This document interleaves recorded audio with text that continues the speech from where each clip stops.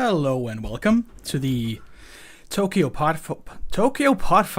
podcast, Seasonal Impressions, with me, your host, Colonel Panic. And joining me today are some guests. First up, we have Minus. Hello. We have C5. Good to be back. And we have Aspiring Shoulder. Hello, first time doing one of these. Nice. First time for everything. Also, first time in a long time that Moss won't be joining us. I think the plan is for me to take the reins on these going forward. So, you know, that's gonna be fun. I'm only watching like 8 shows this season, but usually what happens is I come away from these impressions having gotten an interest in a couple more. So I usually don't front load my season because I know I'm gonna find some more later. I don't know about you guys. Yeah, that makes sense. It depends on the season. Like, I remember, like, last winter, I could only think of, like, Vinland Saga, and then I thought of some other stuff later on. Right. Well, it's a big season. I had we got Frieren last season. That was, like, my biggest wish for a long time. And then, at some point, it was announced that we were getting a dungeon Meshi. It's like, it's the season of the elf, and I could not be more pleased. It's elf fans are finally eating good. Although we're eating I'm good. Not sure finally.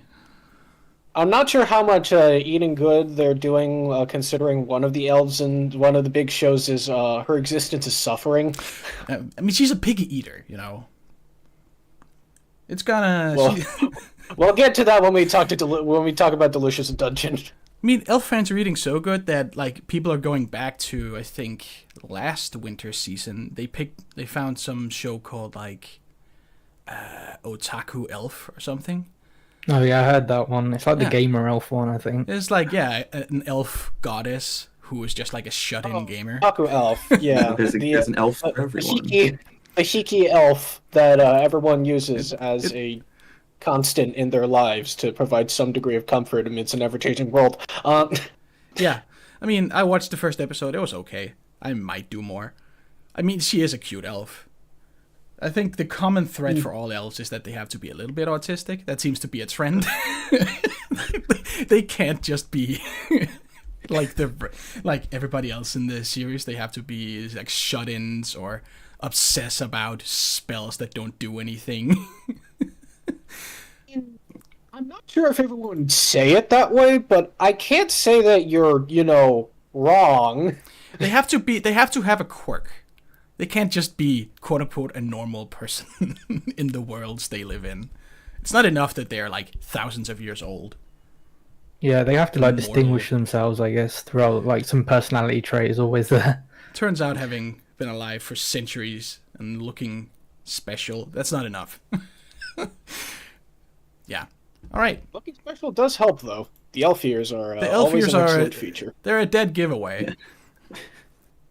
I mean, it seems that anime elves, for anime elves at least, they tend to have ears that are at least like 20, 25 centimeters. They're not like Tolkien elves, where you can barely tell. Like if Legolas didn't have his hair up, you wouldn't be able to tell. Someone will make a chart eventually. Yeah, the elf chart. Definitive like elf ear chart. I mean, someone did make one because there's a lot of series with half elves and then there's full elves. It's like full elf. That's like an ear span of a couple feet, and like really pointy. Yeah. Full elves use their ears as wings to fly. They are now airborne predators. Right. That's what they don't show you. Like Frieren can fly, but they don't show that it's actually the ears. How do you think she knows about the hunting habits of flying monsters? You don't know what she does with her ears at night. She was raised by griffins. All right. With that out of the way, let's get right into the list of shows we'll be talking about. I've prepared a list of 14 shows with only, I think, one of them being a show that only one of us is watching, and it's me. So you can let's guess what show that is. We can all guess what show that is. Turns out High Dive is being like the biggest bros of the season. They're carving out their niche as they'll air the uncensored shit, and that's cool. That we still have them for that. Shoutouts to High Dive for licensing niche stuff in general. Otherwise, Right. we would have never gotten the story of a reincarnated Three Kingdoms era military strategist in modern Japan, helping an aspiring singer to reach the top of the music world. Oh shit! Did they Peak do? fiction. Did they do Kome? Yeah, They did Yeah, it was on Kongming, there. yes. they did. As a Chinese American, well. Awesome. yeah. As a Chinese American Three Kingdoms nut, that show was my personal crack for a good while. So thank you thank you to the good folks over at High Dive. Also, special shout out to translator Jake Jung for translating 192 bars of verse into English on a weekly schedule. Nice. Yeah, I mean, goated show. It ended kind of weak, but we're thankful for what we got. Right. Yeah, I mean, I didn't think I would love a show that is basically Kingdom X Love Live, but apparently it was peak, so there we go. We can watch it together, C5. I think I'm not quite sure if it's gonna have the same appeal as Kingdom or Love Live to you, but it's definitely fun. I can promise that. Oh, do you mean Kongming itself? Well, like Kongming already finished airing. So what show are we talking about? Oh, Kong Ming. sorry. Your boy Kongming, the story of Chinese Three Kingdoms era military strategist Zhuge Liang, courtesy name Kongming, reincarnating into modern Japan and deciding to help a young singer that he meets to reach the top of the music world. Oh yeah, I've seen it. I'm sorry, I should have made it clear that have watched it. Right. But speaking of the show we're talking about, let's move on to the first one. And it's Solo Leveling. Webtoons are back, baby. Yay! Hell yeah. Oh man, the Twitter discourse How on we this missed is... them. Are we back? Are we back at the good old Webtoon is the most hyped comic of all time? The fans love it, and then it airs, and everybody goes, "That's it." Yeah, Is that where we are? I think so.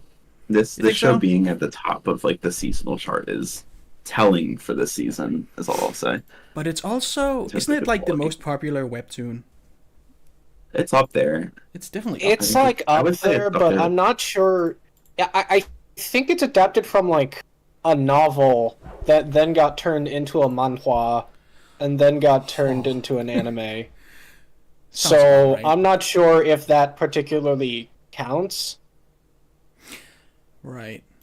I'm under the impression that this and like Tower of God are like, the big two. I think it's Yeah, I had probably that impression God too. of High School or whatever. I Oh, mean, we that's don't talk probably about that one. a bit. Yeah, we don't. God of High Which we don't School is popular in spite of how mediocre it is, mostly because there are tons of Journey to the West fans like me who stuck around because, ooh, cool, key jingle. Monkey do monkey things. Oh look, it's Goku. Goku's in everything. Yeah, This time, He has a this Solo Leveling is not Journey to the West. It is instead Danmachi. It's Yeah. It's a mix of Gate, which I haven't seen, but I know the premise.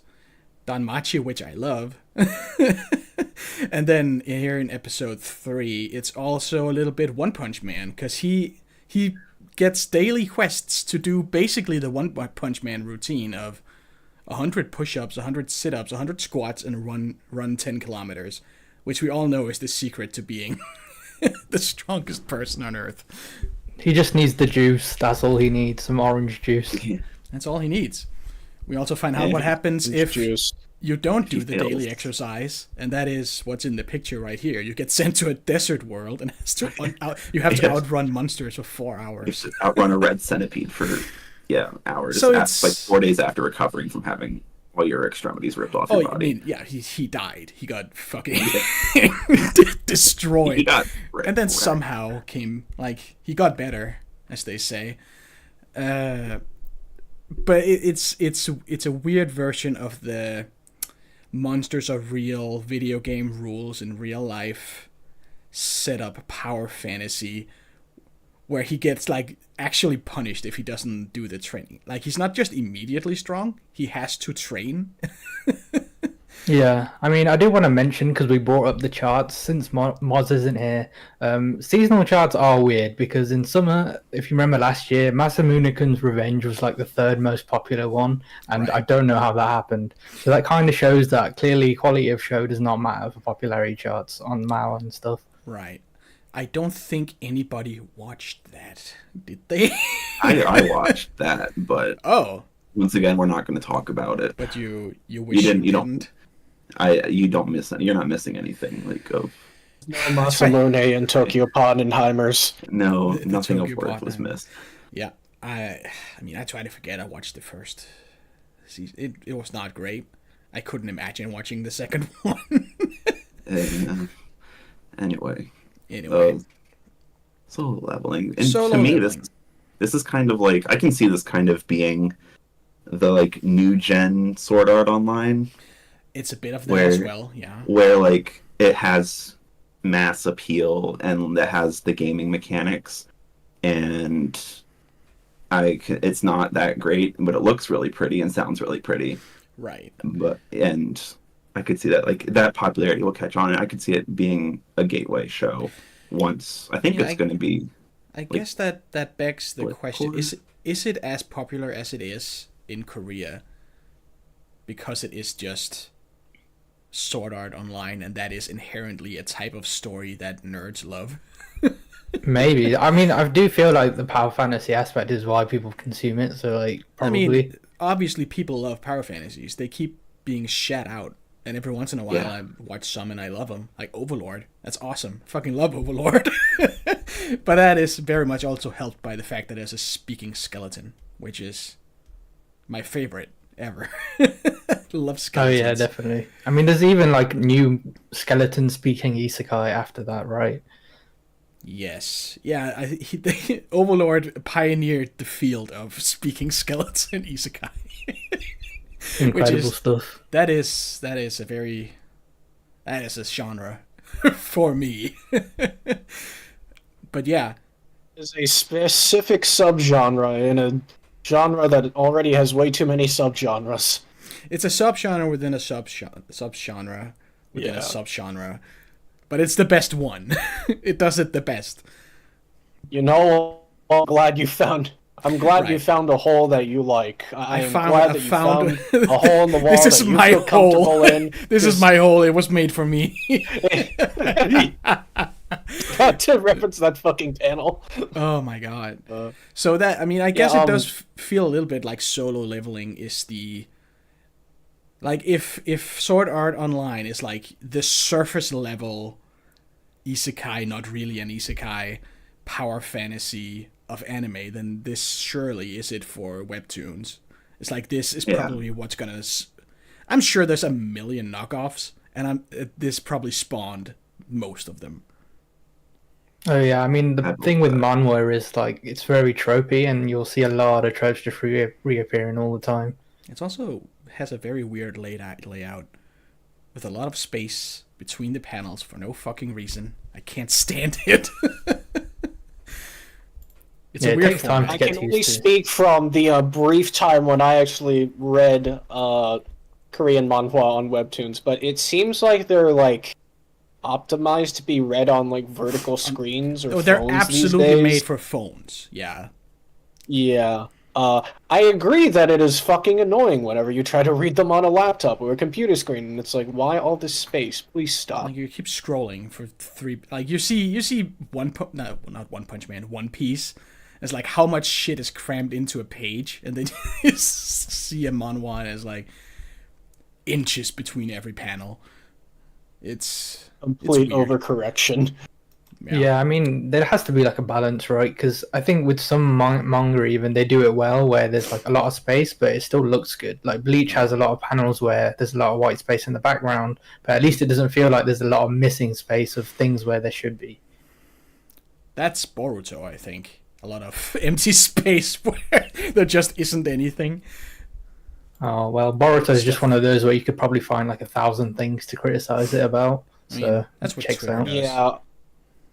That's what Listen, Twitter's Boruto already feels like a corpse rotting in the ground, and I don't feel good about exhuming that corpse to run it through a meat grinder again. Right. Well, speaking of meat grinder, that first dungeon, huh? Yeah. Jesus. Yeah, they kind of got wrecked in that. I still am confused about why they let the main character have the swing vote to go deeper into the dungeon. Right. Because if he's as weak and as much of like a pussy as they make him out to be, why aren't they just like, let's just give him the one that the we vote all is dislike. dead even. What do you say, weakest member? He has to be. What Like, do you we were think? forced to bring him along. Like, why are we giving him an equal say? But Yup. He shouldn't get to vote. Yeah, it's And funny why- because he just why like did you choose to happens go to have deeper? the last vote. He just happens to have the last vote. Like clearly, like the plot just needed the last guy who's the weakest to have the last important vote. well, at least they paid the price for it. Yeah, for sure. Like, it Although was satisfying it- watching them get. I think it's dumb that they have to go in with him. Like, why? If you say no and you're like way below in the rank it is, then why do you have to go in with them? I just don't get it. for the XP. And he needed the money, right? In actual video games, you would just not be allowed to enter a raid if you're not high enough level. Why aren't those rules in place? I don't know. And also, like, when that like menu popped up, I laugh every time they flash back to it, because I think you had what, Congrats. 0.02 seconds to choose. Yeah. And I think even if like you have the fastest reflexes on Earth, you're still not going to be able to make a decision. No, but it wasn't counting down. It just said 0.02. I think time froze, and it's like, okay, Yeah. if you'd say no, you will have 0.02 seconds to reconsider. That makes sense. I was okay. That makes more sense. I was like, if you had 2.02 seconds to read all that and then choose yes, and then he has a future in like CS:GO. Should we perhaps explain what the show is about? Okay, yeah, good idea. In a world where gates have sprung up and monsters are pouring out, and like dungeons are appearing, like a gate will appear. It has a rating determined somehow, and hunting parties of certain qualifications go in and they remove the gates, because if they don't remove them within 7 days, they open and the monsters spill out.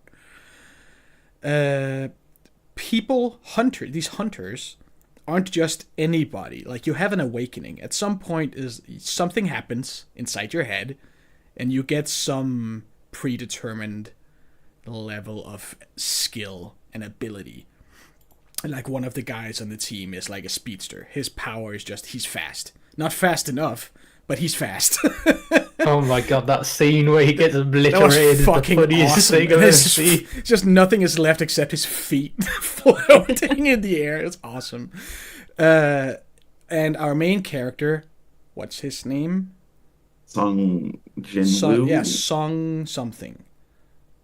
I Something forget. like that. It's all Korean names, which is throwing me off because I'm not used to that. They also they also add like the Japanese honorifics on at the end, which Right. confuses Like me even more. Jinwoo-san. Yeah. Yeah, for sure. I mean, I'll bring it up a little later, but with Kingdom, the anime, the subtitles are the Chinese names, but the voice actors say the Japanese version of the names. Right. But in Makes this, more they sense, just straight right? up say it. Yeah, that makes more sense, I think. I mean, because it works well with the like obviously Japanese voice acting and language, but here they just straight up say the Korean name, so it feels a bit jarring. That leads into a pet peeve. I don't know if it's a pet peeve. It's something I don't understand. We could get to that later. So yeah, our main character, Sung something, is like the weakest one there is. He's E level. He has no skills. He can barely hold a dagger. He sucks. But being a hunter makes apparently enough money that even though he fucking sucks at it and he hates it, he will keep going on these excursions to get money for his mom's hospital treatment and his sister's college. So somehow he alone is able to afford like full-time healthcare and college off of whatever money a lowest level hunter makes. So I would imagine it's quite lucrative. And that's why he doesn't just quit. Because before he was a construction worker. Yeah, I mean, like Block says in the comments, like, what stops the MC from just living like a civilian life? And I assumed the answer it was just is capitalism. Yeah, I just assumed it was because, like, Money. whatever minimum wage ass job he can get is not enough for like the treatment of his mom and like his sister's college. Will this show finally make capitalism eligible for villain of the year? Finally. Finally. They had Antarctica that one year with like, I'm pretty sure Korean work culture, it may not be, as bad as Japan, but it can't be.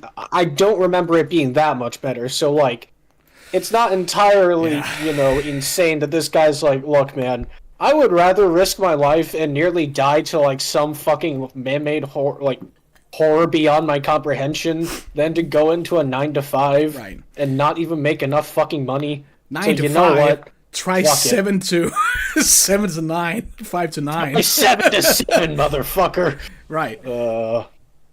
I think, and this is like, he's not going dungeons every day. He goes dungeons when there is one suitable for his level, and he is able to make a living and support his family off of that. So, it seems reasonable that he would just keep at it and hope to improve over time.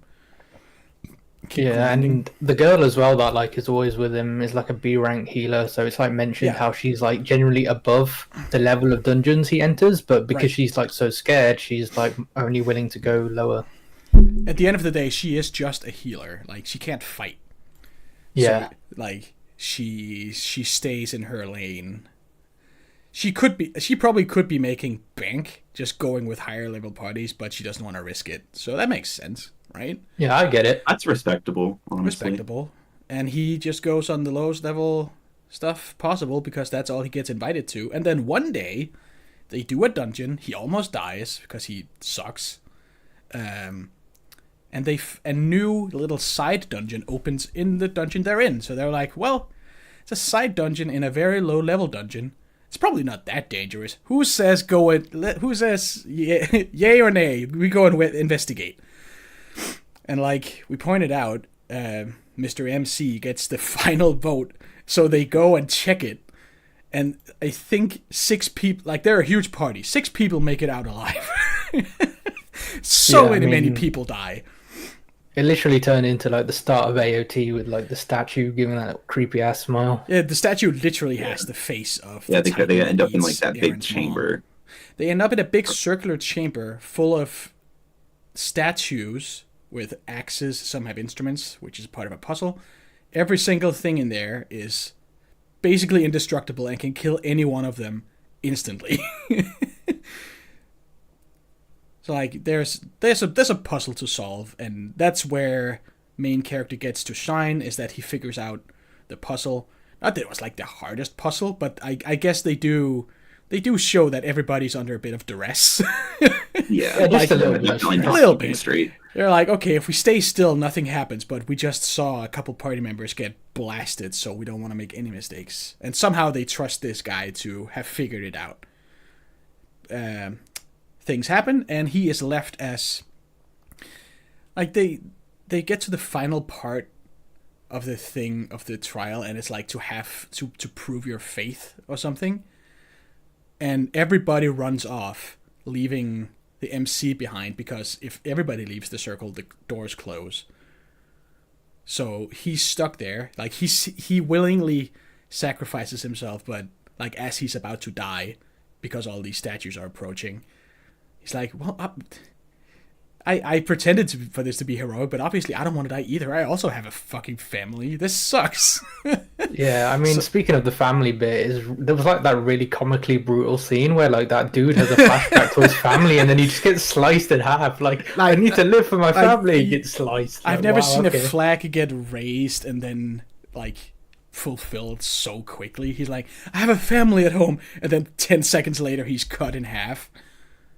Yeah, definitely like a speedrun for like most tragically dumb death I've ever seen.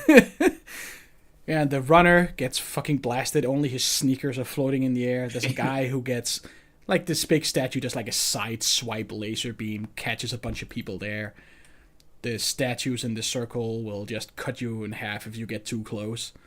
It's, yeah, and MC suffers a brutal end in the middle of this altar, at which point he is presented with a screen saying, congratulations.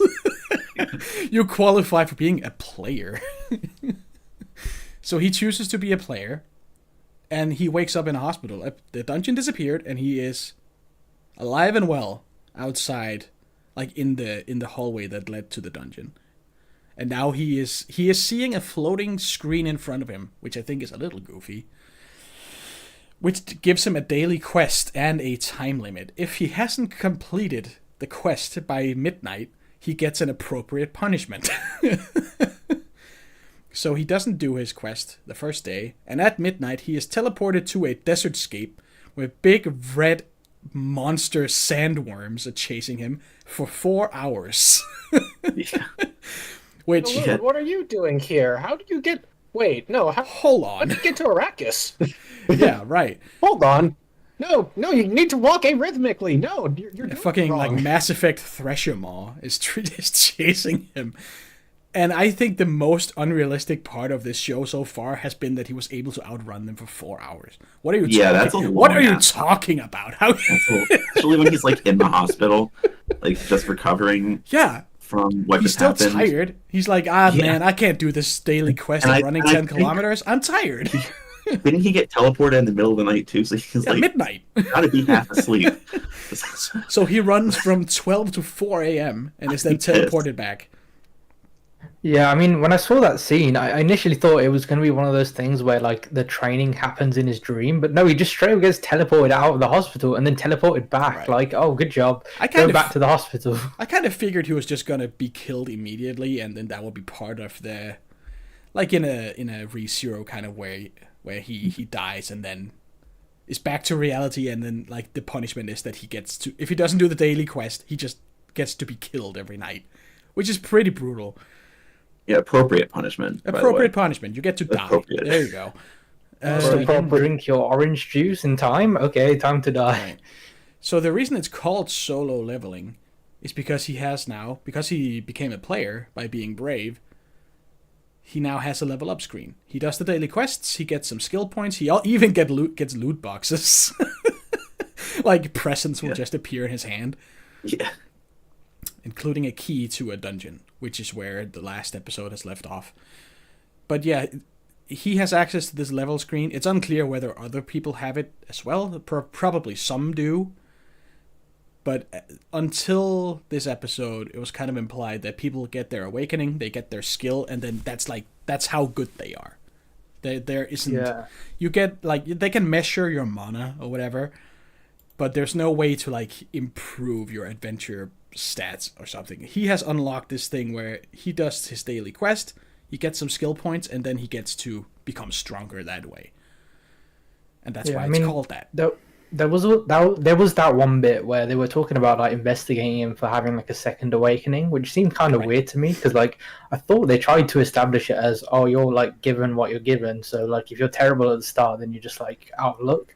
But, like, there seems to be this system where you can have a second awakening and become, like, much better. But apparently that's not what he's had, because he didn't become immediately much stronger.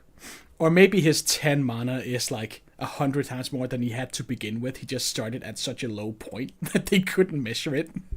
Yeah, potentially. Maybe what he had is a second awakening, or maybe it's something completely different. I guess we'll find out. It's part of the adventure. How many episodes is this? I think they said it was going to be split core, so... Okay, sick. 2 seasons of 12. Because honestly, I'm a little bit into it. So It is. Hold on. We're in winter 2024. 12. This thing. Okay. Live Chart says it doesn't know how many episodes it's gonna have. Mal says 12. Yeah, AniList also says 12 for this. There's nothing about somewhere on the internet though that it was going to be 24 episodes in total. Oh, his name is Jinwoo. I was remembering the name right. His last name is Sung. People never lie on the internet. But yeah. Yeah, I mean, sometimes, like, split cores get, like, a mal entry, like, weirdly late, like the second one, so that might be right. But yeah, part of what I was thinking about earlier, like, not a pet peeve, but, like, a wondering I have, is that, like, webtoons are these hugely popular Korean comics. Why aren't they being adapted why are they being made in Japan? Why are they becoming anime? Oh, funny thing about the anime industry. It's all. Do in you Japan. know how much goddamn outsourcing there is in a modern anime production? I know. It's There's a lot of actually Korean depressing. names in the They're like- credits, but it's a Japanese studio and it's in Japanese. I mean, I'm sure there's also a Korean dub, but it seems like There is. I mean, adaptation- sure, but like, it doesn't. It only means that a Japanese animation studio is like slapping their name on it. Like infamously, Witcher Mercury had like 40,000 frames that they needed a Chinese company to finish like less than 24 hours before the episode aired. Uh-huh. Like, there are most anime productions aren't entirely made in Japan anymore, and in fact are usually like No, but I mean, like the majority director, the people who like make, not the people who draw the cells necessarily, but the people who direct it are all Japanese names. I understand that. Admittedly, I just wanted to make the joke. Does and also Korea because not there are a have- lot of Do Korea not have their own like animation industry studios stuff to make? That's it? the Like, thing. I would need to like read more about it. I don't Right. know as much about the Korean animation like industry. there are Chinese anime, which I guess would have to be called something else. I don't know. It's a Japanese They're called colloquialism. donghua. Yeah, They're Donghua. I called think, donghua. right? Right. Which Yeah. I haven't investigated, but I'm assuming those are made by Chinese studios. Yeah. I mean, is Link yeah. Click made by a Link Chinese Click is studio? made by a Chinese studio. Link Click is a donghua, yes.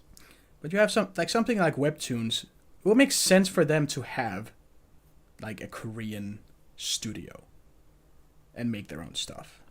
I'm assuming it's like some production company. With how stuff, too. huge it is. There's probably more money in the Japanese anime industry. Yeah. That would be I'm my sure there's a reason for it. I was just wondering because they're huge Korean series, but for some reason the main adaptation is in Japanese, and that's why it sounds weird when everybody has these Korean names. It just it hurts my ears.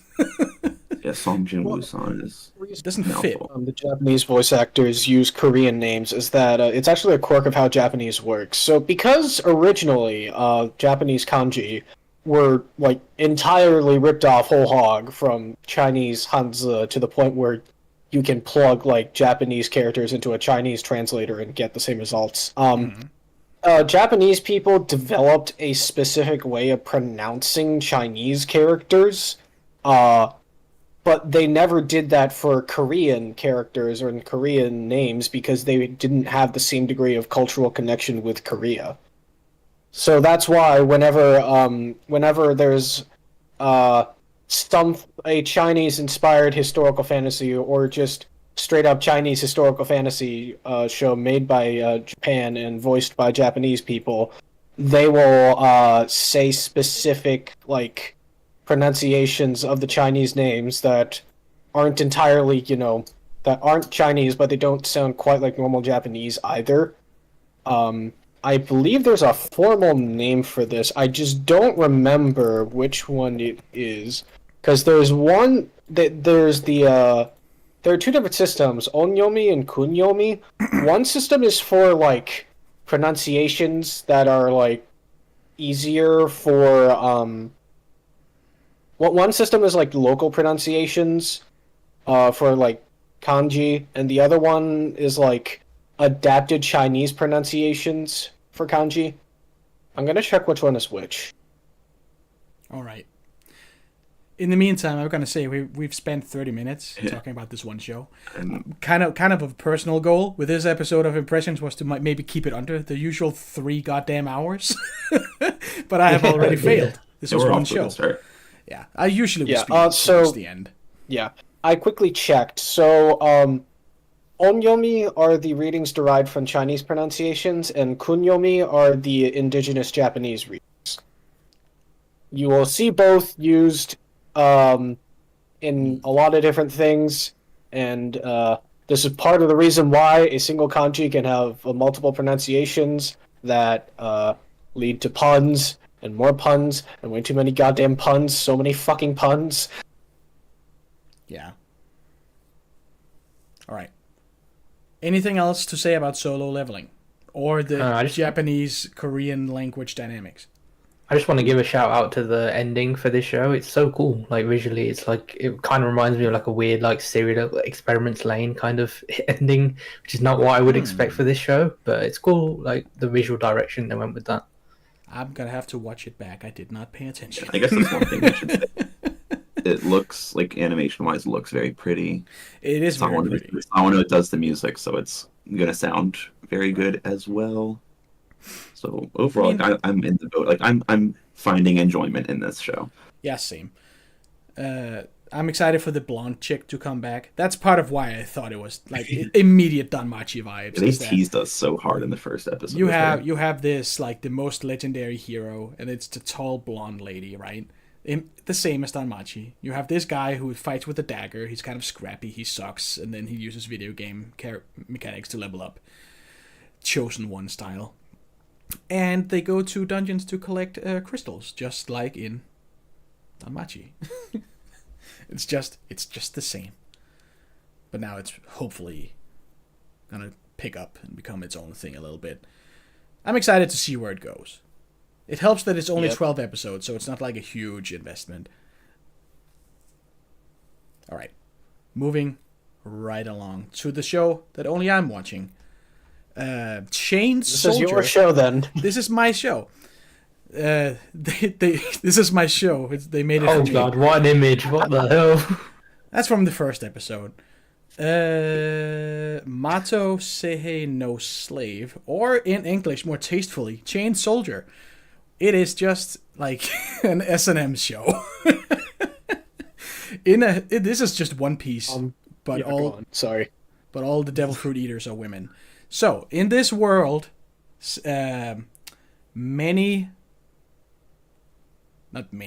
demons are invading from a parallel dimension. Women, when they reach a certain age, can eat a peach and get a superpower. I don't know if they all get it or if it's just some, and it depends. Like what power you get is completely random. Some are extremely busted, as we will see later, and some, like our main girl, what's her name? Kyoka? I think it's Kyoka. Her power is that she can quote unquote enslave something and use it as her fighter. So until episode 1, she's just been using enemy. They're called Shuki, the demons. Like she will beat up a Shuki and then force it to fight for her, and she empowers whatever she uses as a weapon. So for the first time, Selection says they finally made One Piece good. Yeah, this is a female empowerment show. She uses her power on a human, on Yuki, our main character, for the first time, and finds out that it's way more powerful when used on a person. And that's how Yuki, even though men have been reduced to menial, boring labor because women are superheroes.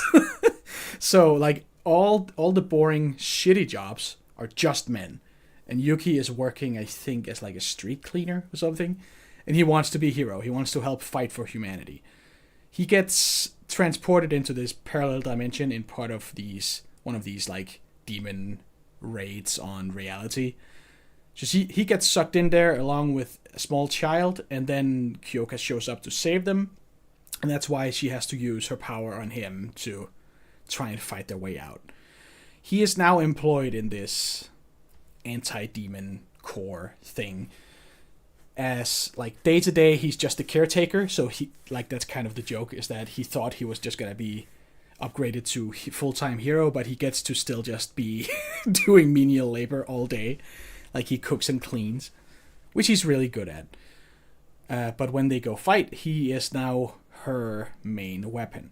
Now, this power comes with a quote-unquote downside, which is the entire selling point of the show, which is that when you're done serving as the slave, you get a reward. And for the demons she used to fight with, the reward was some meat. The reward is determined by what the slave subconsciously wants Oh God. So for the demons, no. it's like, what do they want? They want to eat. They're stupid demons. And so he gets the reward, episode 1, and that's in the picture. They make out. I think, what is it? Episode 2. Like he helps her undress or something. And then in this episode 3, most recently, she like steps on his balls. And the entire point of the show is that these rewards get increasingly more and more crazy. Spoiler alert is that part of her power is that, and that's why they live in a big house with a bunch of other cute girls, and of course we want to see rewards from them too, right? So part of the power is that she can lend him out, and then he transforms into this combat beast. The shape he takes changes depending on who is riding on his back. So one of the girls, her power is to like she can turn her arms into guns. She can like adapt to other people's powers and copy them. So he becomes like a vessel for whatever they can do, whatever their power is. And then you get more reward scenes. I'm glad you clarified that she's riding on his back and not elsewhere. Right. So yeah, they're standing on. Maybe they don't have to do that either. Like they could just be off, but he's very practical to get around because he becomes very fast. So yeah. May I just quote from something really quickly? Yes. I saw the Anime News Network like Winter 2024 premiere guide, like preview guide, and the most succinct summation of this entire show I've seen comes from one of their reviewers, Nicholas Dupree's review. And for context, Takahito is the author of the original manga. I'll give Takahito this much. The man knows where his bread is buttered, and it's on the bottom of an anime woman's patent leather boot. Right. Oh, yeah, that's right. It's from the Kamiga Kill guy. Yeah, I mean that show is like randomly ecchi for like no reason, so I can kind of get why he made this. So he made a series that's just, it's the entire point is to make out with S-Death lookalikes. Yeah, definitely. And dummy mommies. I will say, I respect the bravery and hustle to bear every single fetish you have ever had to the world, and not only make money, but make enough money that there is an animated adaptation of it. Right. You know what? I can't fault that! I mean, his swag is too different. His swag is too different. Yeah, you shouldn't have your balls Who stuck among in us can claim to have done the power same? The fan favorite best girl showed up this last episode, like short-haired older lady. Everybody loves her. Tinka is her name, and I don't know how far they're gonna get in this adaptation. I of course read the manga. It's fucking awesome. It's gonna get wild, but don't let anybody try and gaslight you into thinking this shit has a plot. The plot is bare bones, just serviceable, fight some demons, bullshit. It's all an excuse for these very powerful superhero women to make out with the main character. Yeah, this isn't like Nectar of Durrani or Shinju no Nectar, where there is a plot alongside all the fetishes. This is just the fetishes. I mean, they try. Is like, there's like Yuki's sister is like one of the demons, and it's like, okay, who gives a fuck? Nothing about this matters. We just want to see, like, okay, when is he gonna make out with the blonde chick who can become giant? When is he gonna make out with the morph girl? What's gonna happen with all the other people who show up? It's like part of the reward thing. It's also implied, like in the manga, that it's also a little bit what the girls are into. It's not just what he wants. They're not being made to do anything against their will, kinda. It is very much a my body is moving on its own, but it is also stuff that they're into. It's all consensual, weirdly, magically reinforced fetish bullshit. I think this show was also like pretty high up in the charts. I feel like It was, is. It's like third or fifth. fourth. Oh yeah, fifth. There you go then. I don't know how. It's fucking The people crazy. know what they want. The people know what they want. But usually It's stuff winter, like it's this is cold, like we're at staying the inside. bottom. This doesn't even have the excuse of trying to have a good story. It's just, it's filth. Maybe it's the I mean, I would say that if I were to, be a little more serious, I think part of the appeal is just like the shamelessness of it. That Right. this is for people who like the fetish. If you like the fetish, good for you. If you don't, whatever. But like, what is? There's not like the fetish. They do so much different stuff. Yeah, Okay, then I got nothing. It's not like he's getting his ball stepped on every episode. That was just this time. I forget what it is next time. It gets like it. Well, Just I mean, keeps- I've known some. I've met some people who are just like, look, the thing I'm into is being used as an extension of another woman's will. So I guess it's for that crowd. that it is very much. Yeah, he's along for the ride because he secretly wants to be a hero, and teaming up with Kyoga is like his way of doing that. So yeah. To be fair, it might be like YouTuber influence because I think Giga made like a video on this Among Us, so that might be why there's so many like surprised people. me. Probably, I forget where I found it. I think it was just like in the popular section on a manga website. I was like, that looks cool. I remember first hearing about it because a lot of people got uncomfortable / mad over the fact that slave was in the title. Yep.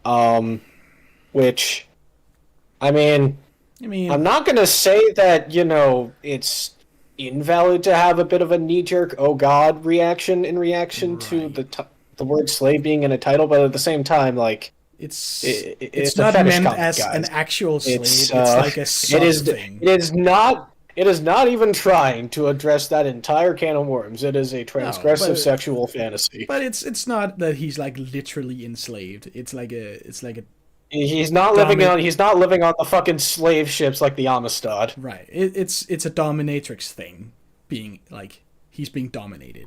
That's what it is. Yeah. It's a powerless fantasy. Right. A powerless fantasy. In a sense, yeah. Evil solo leveling be like. All right. Moving on. Or any questions? I'm the only one watching this. Is it a good show? Yes. How is the animation? I guess. I mean, for an ecchi show, it's honestly not bad. Like when it's pretty good, as a matter of fact. Like when you think about other high dive shows that have been around, like I'm thinking Kandagawa Jet Girls. Oh god, yeah. Ooh. That looked like fucking shit. Terrible. Usually when a show has bare nipples in it, it's usually animated like garbage. Okay, let's not lay the blame at High Dive's feet for however bad the animation No. is. It's just like it's a show they had because that was another uncensored, full frontal nipple action show, and it looked like garbage. And shows like that tend to do that. This one looks pretty good. Most of the time. Glad that crowd of people has something else to beat their meat to. Good for you guys. Speaking of beating your meat, moving right along. Insane transition. I didn't realize that. Insane segue. To the cooking show of the year. It's Dungeon Meshi. It's my favorite manga of all time. It finally got an adaptation, and it's by Studio Trigger. Also known in English as Delicious in Dungeon. I say this because I'm going to refer to it as that every time. I'm very sorry. That's how I'm wired. I think they could have gone wilder with the translation. Like the Japanese title is just like Dungeon Food. Like just call it that. If it's what I think it is, I think it's literally just like Dungeon Good Food. Yeah. Cave Grub. Cave Grub. That's what they should have called it. Hire me, Netflix. This is on Netflix, by the way. Finally, they have an anime, and they're airing it episode by episode every week. It's not in jail like Beastars was. Isn't Metallic Or Rouge what also Twilight Garden. Netflix? I don't know. Is it? That's on Crunchyroll. Oh, was it on control? Yeah, Okay, I cool. couldn't recall seeing the N at the beginning. But yeah, this show is fucking awesome. We're all watching it, right? Yes. I'm watching it. Yeah. Well, since it's your favorite, it's your favorite show of this season, definitely. Should you do the honors? We'll let you do the honors of explaining the premise again, unless you want one of us to do it. I know you've been talking for a while. I can. Well, the next show I have nothing to say about, so I'll do it. Okay. This is my cross to bear. This is another show. It was made for me. Yeah. You have another hole made for you. Another hole made for me. Another elf-shaped hole. Another elf-shaped hole made for you. What initially got me interested in the manga for this was the very like down-to-earth approach to like a cave delving story. These just it's straight up just felt like D&D, right? They're finding traps, they're fighting monsters in the smartest way possible. None of them are like flying all around, cutting the air or shit like that. They're just adventurers. So the first thing that happens immediately is that we're presented with a team of adventurers. Our three of our main cast, Leius, Marcel, and Chilchuk, are there alongside Leius' sister. What's her name? Falin, a dwarven fighter, and a guy in a samurai outfit. I forget their names. They're not in it very much until later. Anyway, Wait, at the very beginning, because of how like pear-shaped it went. Yes, they're fighting a big fucking dragon, and at some point in the fight, Leius' sister gets eaten. They're all like. I looked it up quickly. Laios' sister's name is Fallen. It's Fallen, yeah. Falin, yeah. Yes. I know. I love this series. Yeah, she gets eaten, and as the last thing she does is teleport her friends. Like, she's like the cleric of the party.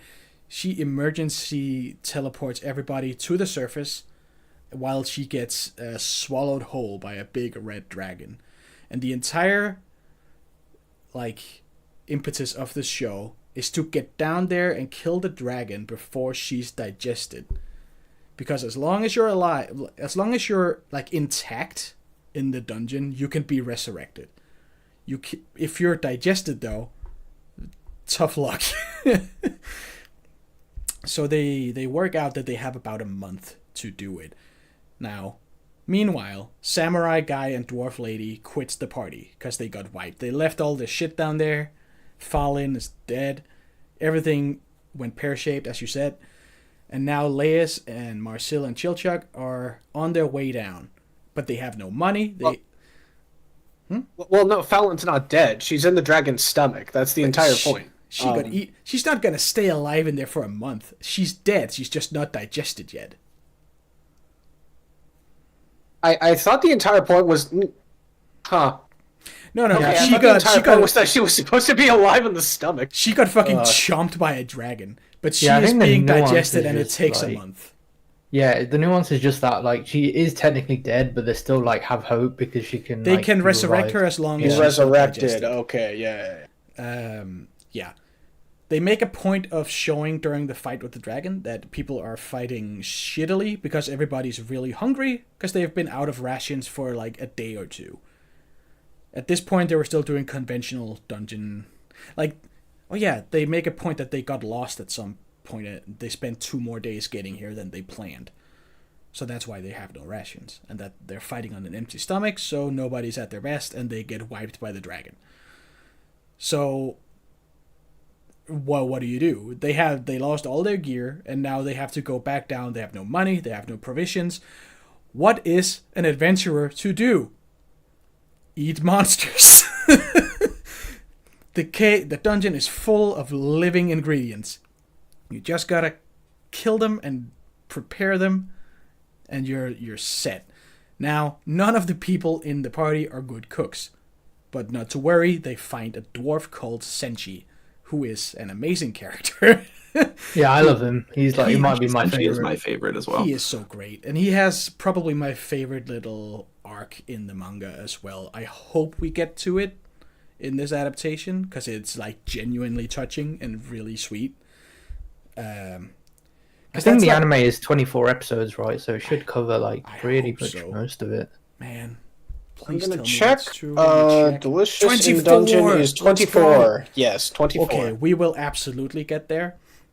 And that's kind of why this series is my favorite. Is that it has a very good amount of levity, which is all like one of you in the chat pointed out that you were bothered by nobody.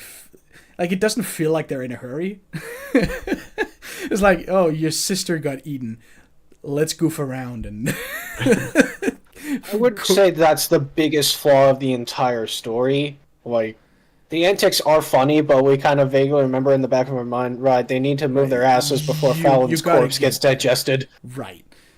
Yeah. I mean, I think I remember thinking that as well when I started reading it. Like, you guys what are you doing? You gotta go rescue your family. You need to go grab the corpse before it dissolves into puddles. There's a very little sense of urgency. Yeah, I mean, the start is like pretty dark for this kind of show, considering how goofy the rest feels. So it's like, oh, she is rotting. You guys need to hurry up. That is, but yeah. So besides that, part of the reason I love it so much is that it has this very good mix of funny antics, like Marcel trying to pluck a mandrake, following her book. She's never done it before, but she's got this book on it. And so she doesn't trust the dwarf who's been doing it for 10 years. Because, like, he's doing it the wrong way. So she's fucking around, messes up. That's all funny, slapstick. And then it has, like, these sweet moments where, like, to talk her to her senses, they kind of have this little heart-to-heart. Like, it mixes the really, like, sweet personal moments with levity in a very, very not forced, very natural way that I truly appreciate. This entire cast is probably one of my favorites in manga. Like, the manga finished very recently, so I'm hoping that when this is done, everybody goes and reads it, because it's gorgeous too. The art is so fucking good. I know me and Sinris had talked about doing like a weekly show covering this. I don't think we're gonna do that, but once it finishes, we're definitely gonna do like a huge unpacking of it. We have not agreed to this. Sinris has not agreed to anything, but I feel, but I'm gonna make a promise on their behalf. That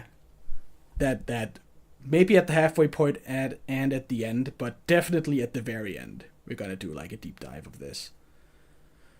Yeah, I mean, I agree with what you said about it balancing like the comedy and like the more like serious parts well. Like, because even though like, you know, Marcel, she knows that the dude has like done the thing for 10 years with the mandrake picking, like she's kind of just insecure at that point, because like for the whole show so far, even though it's been like 1 or 2 episodes at most, she's kind of been like the laughing stock of the party. So she just tried to do it that way, even though it made no sense, because she just wanted to seem like she knew. She wanted to prove herself. She didn't want. She feels like a burden, and she doesn't want to be seen as a burden. And while she's like in her comatose state because she got screamed at by a mandrake, Chilchuk and Leias have this sweet moment of being like, no, the reason we don't ask you to do any of this stuff isn't because you suck at it. It's because we can find traps and we can fight in close combat. We're better at that than you, but you are better at magic and like book smarts. We all have skills, and we shouldn't all try to do everything all the time. Trust your companions to have your back. Yeah, I mean, Leias even mentions that her magic will be like much more useful when they go like deeper and they fight like don't much waste stronger your spells trying to blast a bat when like Leias can just punch it with his sword. Like, there's no reason to use, in terms of D&D, like spell slots on all these low level little enemies. Like they're gonna need her magic when they get to the dragon. We're gonna need the when we get to the thing that we need. Yeah. Right. I would say that I would say part of what adds to the charm is like how Lyos gradually reveals just like how much of a fucking weirdo he is. Like when he sees a monster, he's just like, Yes. I want to eat it. I want to eat it. Can I eat it? With all the enthusiasm of like a child looking at a space shuttle. Right. And it's another part of it is that we find out very quickly that secretly Leios has been harboring this desire to eat monsters all his life. He has a whole book about some kids want to be astronauts, some kids want to be professional wrestlers, some kids want to fucking eat that giant mushroom. He is obsessed with monsters. It's not even like the ones you see that like the chicken one. There was like one monster that was like a chicken and a snake combined. Yeah, I get why he might want to eat that. Chimera. But then it's like revealed that he even wants to eat this like armor, like magical armor. He's curious if it can be eaten. Well, I think that's my favorite thing about the show too, is just how they prepare the food. Like when they were using the traps in the room to heat up and boil everything. And then I was laughing so hard when he discovered that in the living armor there were mollusks. So he started like picking the armor like it was a crab. Right. Because it's like dying. It's not even that he's always been obsessed with eating monsters. It's that he's always been obsessed with just monsters.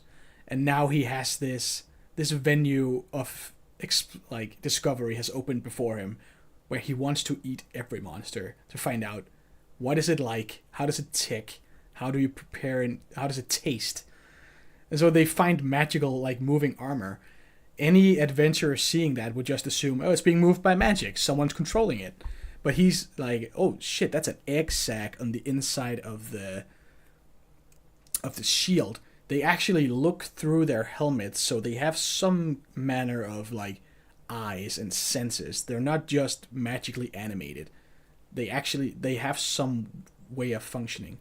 So he works out that something is keeping the armor plates like stuck together, and it's like a thin layer of mollusks in between two sheets of metal. Like the armor has an extra layer, and then this really fragile, weak organism lives there and keeps the whole thing held together. And so they eat it like a clam or something. Well, it's more like a. I forget. I'm sorry. I forget if it was Minus or C5 who said this, but like again, like he picks it like a fucking crab, and like the creature that he pulls out is, I would say, closer in like nature to like a squid than like anything else. It's like this tiny, really flat little mollusk that lives between the armor folds, and like you have to fucking get your sharp implement in there, scratch at it, kill it, and then scoop the guts, like scoop the little thing out, and then just go like, all right, time to eat these. It's like this little hive mind of mollusks, all like hands shaking together in the joints of the armor. And all the normal suits of armor are protecting the lion-themed one, the Ornstein, who is in behind the door. They fucking ate Ornstein. We fucking killed Ornstein, and then we ate the slugs in his armor. Right. They were delicious. And it's like where his curiosity goes further than even Senshi. Like Senshi is said to have been living and eating in the dungeon for years. But he's never had living armor, because like any sensible person, he just assumed that it was metal. You can't eat metal. Like a sane man, he assumed that it was just metal. Right. But an insane man like Lyos goes like, no, I will find a way. Not insane. He's an innovator. Yeah, I mean, he's in search of the truth. No, yeah, he's an innovator. He's a genius ahead of his time. Right. I mean, like Mashle even like mentions how she was gonna say to Lyos that it's probably just magic controlled, right? So why would you even try that? Yeah. So I see why like no one else bothered. And I also wanted to say, go ahead. No, you. All right, okay. Basically, I wanted to say that they do a really good job of making the food look really tasty, because I can understand why someone would be like concerned about eating monsters like Mashle is.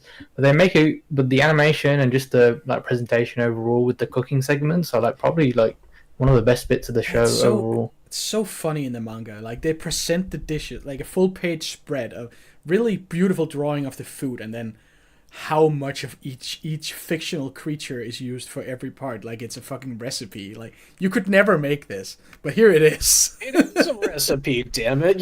You need to list proper amounts in correct measurements. But how does the author know whether it's 400 or 500 grams of basilisk venom? He's the god here, or they're... I don't know, they're bad. They're the god here. They can do whatever the fuck they want. It's like another funny part with the basilisk was Leia's revealing that actually the snake is the front of it. The chicken is the tail. Oh yeah, that was a better plot twist than because Marcel pointed out that the eggs looked like snake eggs. They're like long and soft. They don't look like chicken eggs, and it's like, well, guess what? It's a decoy. The actual head is the snake. That's nice. I will say, one reason why I also love this show's energy is that you kind of have to imagine that, like, we developed the idea of how to eat certain things by just looking at it and going, like, I wonder how it tastes. Right. Because, I mean, I can see how, you know, things like large fuckers, like a cow, or, I don't know, or like a chicken or a pig, you can look at that and go, there's some meat on that. But then you get into like weirder stuff like octopus and squid and some of the weirder varieties of fish, where most people would, before we, you know, figured out that they were tasty, we probably just went like, wait, what the fuck? What are these things? An octopus, like at least one person. An octopus does not look tasty, but someone tried it. Yeah. But some brave innovator looked at that real life Laius and said, was like, how do we cook real it? life Laios looked at something like an octopus and said, no, I want that in my mouth. I want that in my stomach. There's got to be a way to eat it. Which is like his moment with the armor. That's that's the end panel of that chapter. Is him realizing, no, there is an organic thing to it. That means we can eat it. If it bleeds, we can eat it. He is just fantastic because he has this singular obsession with monsters, but he's also like a loyal party member and a good brother and stuff like that. He has facets. He has a hyperfixation. He's just never indulged it before, but he has never been allowed to really go into it. He has never been allowed to look at all the forbidden like animals and go, I want to eat them.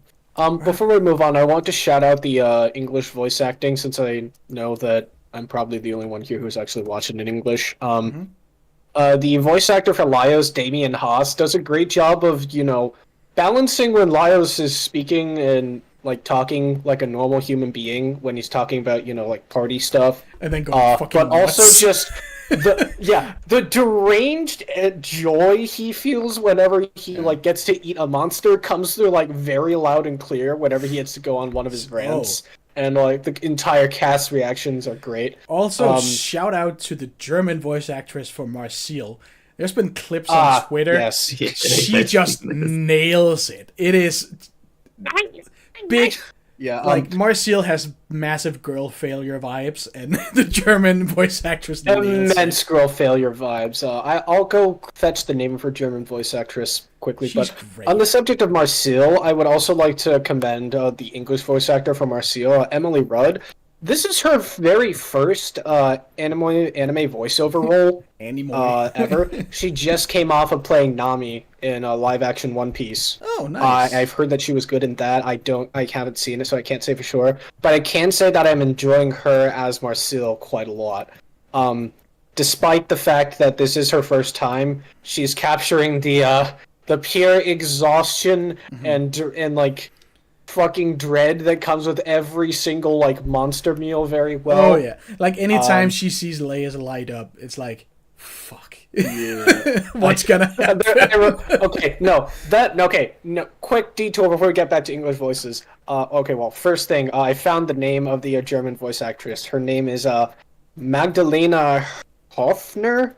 It's like an O with an umlaut over it for her last name. But Miss Hoffner, very good job. Keep up the good work. But my favorite moment, and I think a lot of people's favorite moment in the first episode, and like you can tell the guy who got to do this and got to keep it in must have like been grinning like the Cheshire Cat, is when like Linus goes on his rant about like, oh, this fungus looks so tasty, and like after he finishes his rant, there's just like a 2 to 3 second long zoom in on Marcel's like face, and it's like a low res zoom. Like something that came out of like a YouTube poop or something. She gets grabbed by a man-eating plant, and he's like, "How was it being grabbed by the plant?" Yeah. And while he's then her reaction, he's going on this like, unhinged tangent, we see her just stare, and then it zooms in just on the same exact frame, but like twice the zoom. No, they didn't scale it. They didn't clean it up. They didn't clean it up at all. They just zoomed in. It just makes it so much funnier because that is the same reaction you would have. Right. It's the anime visual. It's the fucking visual equivalent of like the bra sound clip. Yeah, Marcel is fucking great. Everybody in this party is great. Yeah, they all have they're all great. One more thing is I wanted to mention Sungwon Cho, known to many as ProZD as Senshi, is also doing a great job. He's in this. I know a lot of people. Actually, no, I can't say I know a lot of people for yet because I don't know that many more people. But he's been getting more into anime voiceover for the last couple of years. He's clearly having a lot of fun as Senshi as well. The entire cast is great. I just really wanted to shout out those three in particular because I think those three in the English cast are doing the best job. Yeah. This is not to say that the Japanese cast are doing a bad job. I'm just that guy who prefers English voices if all else are equal. I like both equally, so I go with the English in this case. Yeah, I'm just excited for all the future gags, and when the cat girl joins and stuff like that, Isutsumi, she's great. They're all so good. You know, I'm surprised I haven't seen someone make like a anime food look so good with this anime. No, it would be too easy. It would be too easy.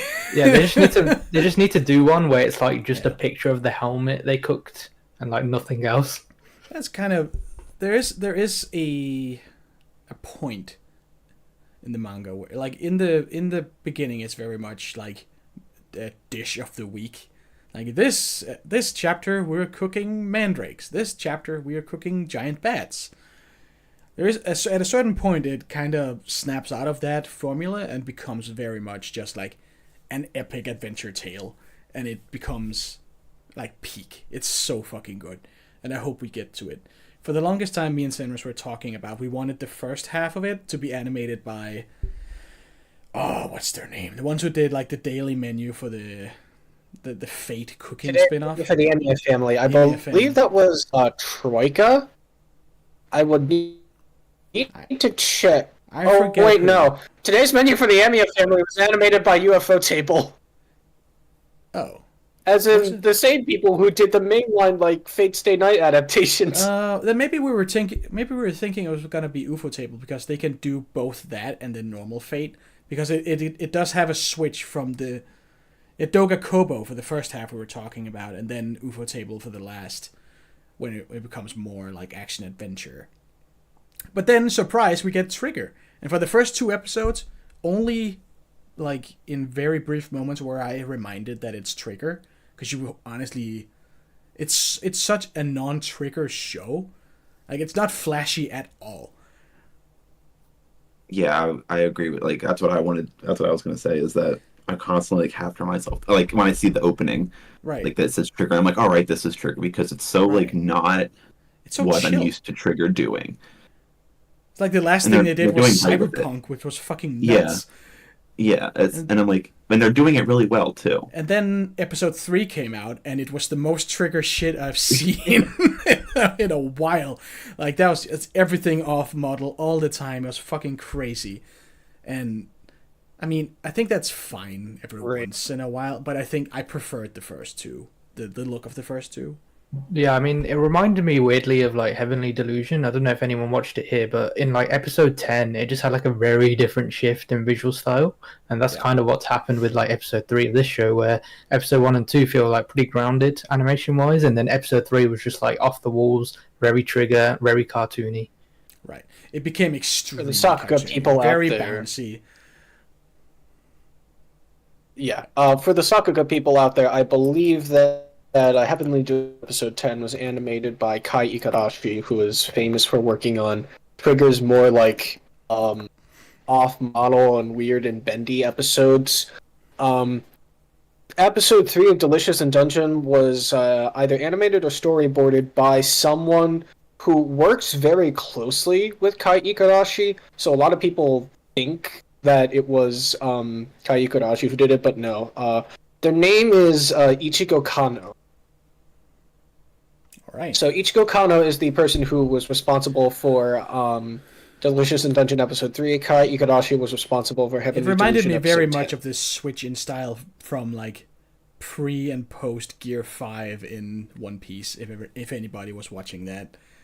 Where that's also a very good comparison. That first Gear 5 episode was just Looney Tunes. It was fucking insanity. It was great. It was great. It was like this is what it's all about. Woo, baby. Woo, baby. Yeah. Yeah. But yeah, if this could go back to the style of episode 1 and 2 just permanently, that'll be good. But it was still good, episode 3. It was just a lot more triggered. I wouldn't say that it should stay that way all the time. I don't think Laios' deranged rant would have had half the energy and half the laughs if it had been animated like in episodes 1 and 2. I mean, it lends itself to his unhinged moments, but for like the day-to-day moments of them just walking around and Chilchug his ears like twice as big as usual just because that's what they felt like. It's it's definitely a specialized style. It's not an all-purpose like tool to be used, but let that animator work on Laios when he goes full Laios. Yeah, it works when Laios goes full goes full I want to eat everything deranged foodie mode. Right. Yes. I guess I'll add on real quick before we move on. This show is probably one of my favorite openings this season. I'm just like looking at the list of stuff we have to talk about, and it's up there. I love the visuals where they have like the prominent characters fucking massive compared to the floors of the dungeon. I think that's really cool. And the ED and the song and this The ED is just like panels drawn by the mangaka Ryu something Kyoko Ryu. It's just colorized panels drawn by the actual author, and her style is just insane. It's so fucking good. It's soft but very detailed at the same time. It's great. No one does it like her. Her swag is too different. Yeah, I didn't know that. The original creator of the manga is Ryoko Kui. Yeah, that's it. And then my mother-in-law also is like a big weeaboo. And she, every once in a while, she'll just like mention to me that she's watching something, and she just has her seal of approval. Nice. My mother-in-law. Yeah, it does. I mean, it is one of the more, I would say, not family friendly, but like you could show this to quote unquote normies. There's nothing crazy going on but here. like, why is this not family friendly though? No, but that's not the word I would use. It is family friendly. But what I meant is like you could show that would be a good entry, like gateway, for someone to get into. Okay, yeah. Like, it doesn't scare the normies off, right? The closest thing we've had to fan service was a senshi panty shot. Yeah, I was about to say it's the only bit of fan service we got so far. Even Marcel being strung up by a tentacle plant wasn't like they could have. Like, a worse show would have exploited that. Yeah, no, like, she's not sexed up. She's, like, ensnared in a creature's, like, feeding tentacles. She's gonna get eaten. Which, it's in and not of sexy. itself, pretty hot to the right people, but getting eaten, Well, some okay. people like that. We're not Leius was we're not curious doing about it. we're not doing Void. And that's why she We're not made doing the Void. face. What was it like being almost consumed by a plant? Tell me about it. Yeah, I mean, Lucille. at the very least, there's not any chain soldier, like nothing like that going on here. So No, pretty it's safe. not. It's not explicit or like fetishy. It's not exclusively for the freaks. Right. This is for everybody. And speaking of freaks, next show. No. Speaking of shows that aren't for freaks. This is. I know little about this. I think the main girl is deaf, right? That's Yeah. Yes. right. All right. I have not watched this. This is all you. Go ahead. I am admittedly probably the one least familiar with like the demographic this hails from. Like I don't go to shoujo places very often. I got you. Okay, C5, you want to let Minus do it or? Yeah, you can go ahead. Oh, Never mind. I hope Alright, I do Minus, this. the floor is I hope I yours. do this show justice. So Signs of Affection is a show about our protagonist Yuki, who is, as we've said, she is deaf, and she goes to college with her best friend, who I don't remember the name of, but she's Her name also is Reen. Reen. She's also great, and she's Yuki's best friend, and they're in school, and they come across a gray-haired boy named Itsuomi, who Yuki immediately takes a liking to. And they travel to like a bar that he works at, and he's going on about how he is fluent in I think like 5 different languages. Like he was kind of flexing pretty hard there, and he travels overseas a lot as well, which leads to him, I think in the first episode he goes to Laos of all places. So 2. We do know from the first episode that he's well traveled. Yeah. He knows a lot of languages. He goes to Laos. That is the thing. And he brings her back a souvenir. And it's cute, and they exchange it. And he's like very clearly wants to try to get to learn sign language. And second episode, we meet Yuki's childhood friend, who I also don't know the name of. And he knows sign language pretty much just to be an asshole to her. They very much have like that there's that friction between them where he sees her with Itsuomi and kind of is giving her shit like, oh, I bet he's just doing it out of pity, blah blah blah. Very clear jealous childhood friend things. I give him to like episode 9 before he's in shambles. And Yeah, I mean, he kind of feels like that overprotective older brother at some time. Yeah. I can't lie. yeah, he can be a bit much. He's the worst version of it. He's a guy who never grew out of his how do I speak to women without automatically denigrating them phase. Yeah, but I can fix him. You grow out of that? Like I said, he's that like I can fix him energy. Anyway, so Yuki and Itsuomi at the bar again exchange contact info, and she's like it's very classic shoujo where the main character, like every time her phone buzzes, she just instant full blush. And their relationship is at the like I want to get to know you better, and I want to get to be friends phase. And at the start of the third episode, we see that she's writing him kind of a beginner's guide to Japanese sign language. And she gives it to him at the bar again. And 2 of his friends, one being a hairstylist that we see briefly in the first episode, and another girl named Emma, who are extremely drunk, walk in and are like making a ruckus. And you see that Emma is clearly very buddy with our main guy, and Yuki doesn't really take well to that. She starts to get a little jealous. She's asking a lot of people, like, are they together? Are they dating? Because they seem pretty close. So we have that trope starting to fester, and the episode ends with him going back to his apartment. Like, they meet up, him and Yuki meet up at the laundromat, have more, like, cute texting conversations. He's learning, like, the signs for love and, like, promise and things like that. And it ends with Emma crashing at his apartment, very clearly, like, wanting to have sex with him. But the main guy is clearly not having it. He just is like, he leaves his apartment, and it's like, you can just stay there and, like, have a party of one.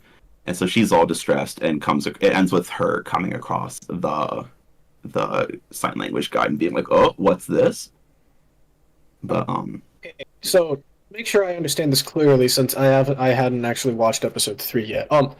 Is she, like, wasted when she goes to Itsuomi's, like, apartment? No, she's sober. Oh yeah, not at the apartment bit, but initially when Yuki meets her, she is. So that's why she was like wondering whether it's because she's into him or is it because she's just drunk. So that's why.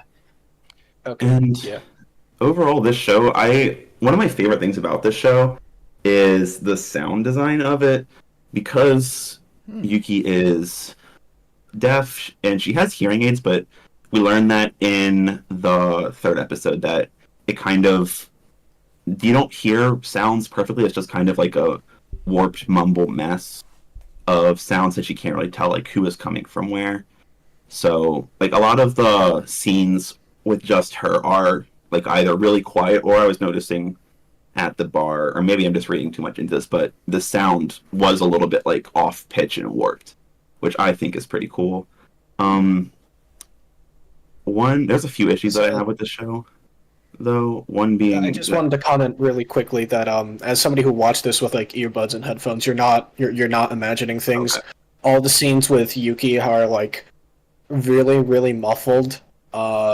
It sounds kind of like all the sound is funny considering her name. It sounds like all the sounds are, like, being filtered through a thick layer of snow. Yeah. It does not without its flaws, though. One of the big ones is that the main guy is a little bit handsy at times, and I don't have a ton of background with, like, sign language and all that. I did take a semester of it in college, so take that as you will. But, like, one of the first things I remember them telling us is that, like, of ways to get a deaf person's attention without, like, touching them, because that's the equivalent of, like, a jump scare. So he does, like, tap her on the shoulder from time to time, and they did make a comment in the third episode being like, that's not the best way to go about that. And he often will, like, when she's, like, being shy and blushing, he will, like grab her chin so that she can look up to him, so that he can, like, so that she can lip read, basically. And so I can see that being kind of something that puts people off. Yeah, I mean, like, it's not something that happens a lot, but there is definitely scenes, like, I'm pretty sure, like, early on, when basically, I don't know if we mentioned this, but they kind of meet on, like, a train, right? And she thinks he's a foreigner, or, like, there's a foreigner there, right, that tries to talk to her, but obviously she struggles with that because, like, she thinks she's not going to be able to talk Japanese, and even if he can talk Japanese, she's deaf, so it's a bit of a struggle. And then, like, Itsuomi, who's, like, the main, you know, like, romantic interest for her, he kind of comes across and, like, helps out and tells the foreigner what's going on. And then, like, soon after, like, in their conversation, I'm not sure if it's there or later in the episode, he kind of just, like, hand grabs her forehead, like, he palms it like a basketball. That was a bit weird. Yeah. But and it kind of just, like, continues on throughout the show where he'll just, like, randomly touch her face. Technical term is head pat. Yeah, but that wasn't even a head pat, because, like, on a head pat you usually do it at the top of someone's head, right? But he kind of, like, just grabs her forehead. It's a bit weird. It is kind of. Bizarre. It can be a little bizarre, yeah. But overall, I think it's a very adorable show. Like, I eat up, like, shoujo romances. I don't know, but why I like them so much, but it's just, like, makes me smile and happy, and I'm able to, like, look past kind of this does sound sweet. The weird touching aspect of it. Also, they do a really good job with the lip movements because a lot of the people in the show don't use not ASL, use sign language, aside from her childhood friend and Itsuomi from time to time, and that's pretty much like what she teaches him. They do a very good job of like showing her perspective of like having to read people's lips, which I think is pretty cool. Yeah, I mean, I love how they do that because basically the lip reading thing is kind of emphasized by like the visuals. So, for example, when her friends are talking to her, they'll usually like slow their mouth movements, so it makes it easier for her to lip read that. And also, even when there is sign language, just to like inform the viewers, you kind of get like an inner monologue of how she interprets the sign language. So, I'll give an example. The childhood friend who's kind of like more abrasive and kind of aggressive and sort of like insecure, like she can kind of tell through how he does his like sign language, how he comes across. And then compared to like Itsuomi, who when he does his sign language, it comes off a lot more comforting and like a lot calmer for her. So I kind of appreciate that they give that insight of like how a deaf person like would interpret sign language and how much like they can actually interpret from the sign language. Yeah. As I mentioned before, I don't go here very often. I don't watch many shoujo romances. I decided to check this one out because I have a Twitter friend who really liked this one. And I'm also having a good time. I think Yuki's little musings on how, like, love arrives was a pretty fun detail of the first episode, where she's like, I'm not really quite sure what this feeling is, but I've decided I want to see more of it. I want to see where this goes. Which I don't know if that's like a unique approach in shoujo romance or not, but I like that approach. So yeah, A Sign of Affection is really fun. I unfortunately cannot say anything about the English dub yet because the first dubbed episode comes out like later today. But I know, like, at the very least, one of the voice actors, Reagan Murdoch, he's going to be the English voice of Itsuomi, and he did a great job. He was also Aki from Chainsaw Man, so I have faith in him. Yeah. Overall, the show looks great, sounds great. This is my personal favorite show this far into the season, so after 2 or 3 weeks, this is my clear favorite one.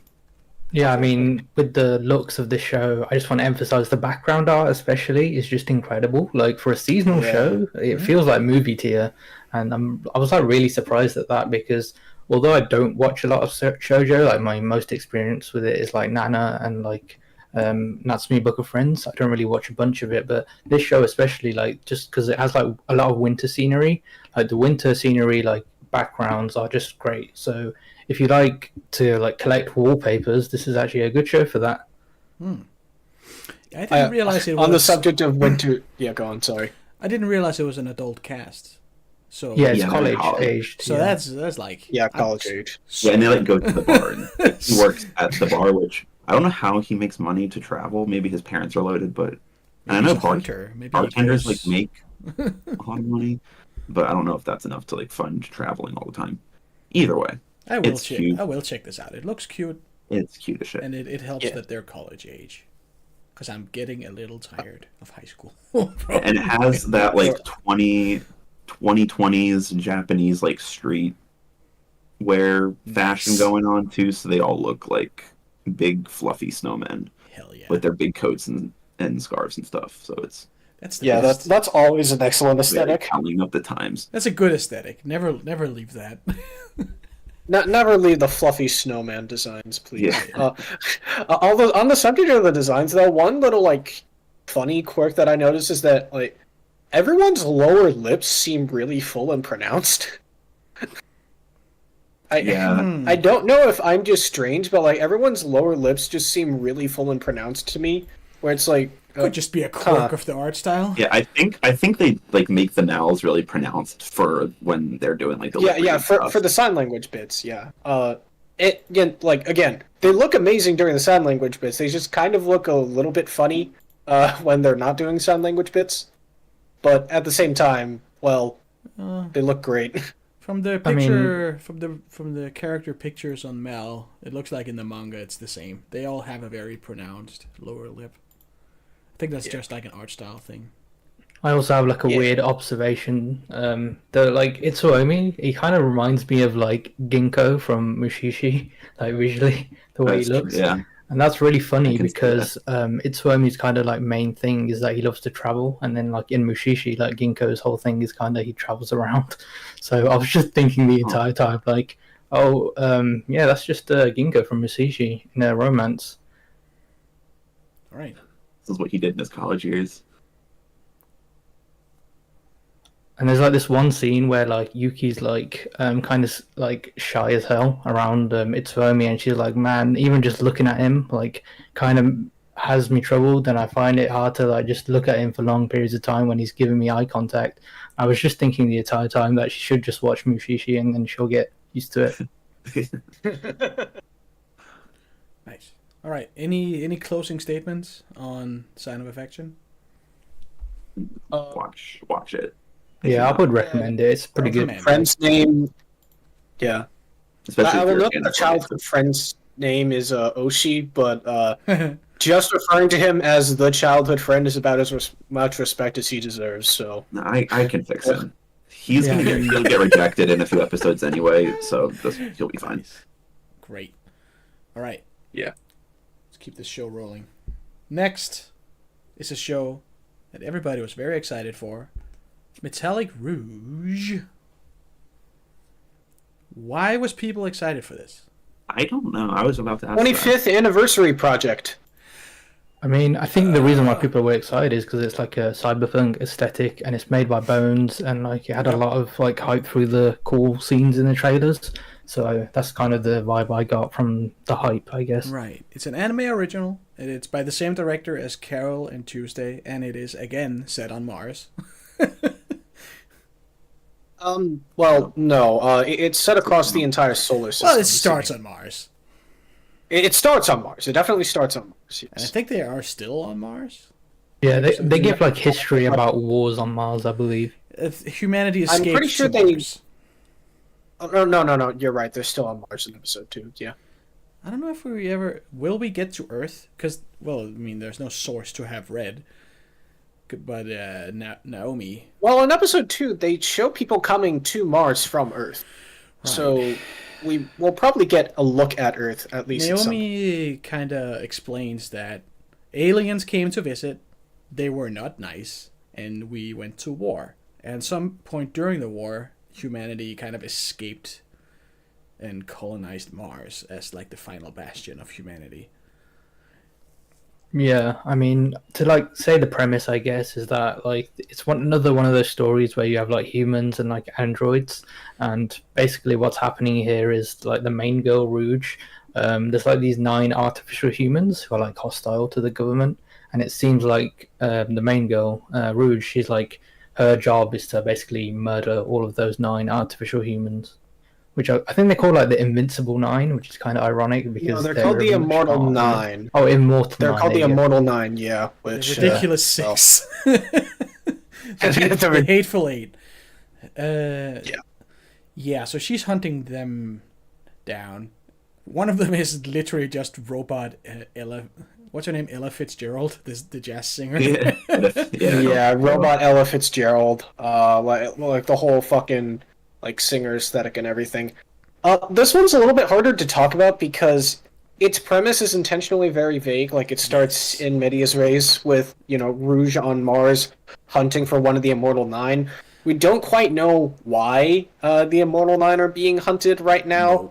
We don't know much. It feels like a show that's gonna get very lore heavy real fast. Yeah, I mean, because they've kind of found an excuse to info dump about why we're on Mars and why there's like ruins everywhere. Naomi telling some kids on this big land train. I will say it was at least a cute excuse for it. It's a cute because, excuse. like, She does it in a fun, showy, like the way you talk to kids kind of way. And then it also explains why is this cohabitating race of android humans even though people seem to be kind of robot racist. they're very much you useless piece of junk. You couldn't even protect your master. Like master and robot kind of relationship. Yeah, I mean, it's kind of funny because like he was like gassing up the robot, like, oh, he was so good in the war, and then like he gets grazed by a bullet once, even though you useless sack of shit. Yeah, like the robot in that scene gets shot. He literally did his job. He saved you.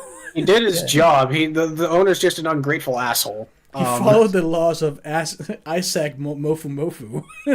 Yeah, he changed tune real quick as soon as he got even slightly. I will note that's not just like some random anime nonsense name. That is actually just a direct reference to science fiction writer Isaac Asimov. Yeah, I mean, it's if you've seen iRobot, you know the laws of Asimov, which is like you can never hurt a human. You must always protect humans. La la la la la. And in any show or thing that mentions Asimov, of course there are robots who don't obey that. Like, it's the laws of robotics. Well, guess what? Sometimes robots don't care. Maybe that's why they're more being hunted. Yeah. I think the animation looks great, but it's beautiful. I can't really sell it better than episode 1 sells it. You're either going to pick up what the show's putting down, or you're not. It's very much a like cyberpunk setting where the protagonist is like a fucking like an arm of whatever higher authority is controlling the Neons, the robot humans. There are seeds planted of some other weird stuff.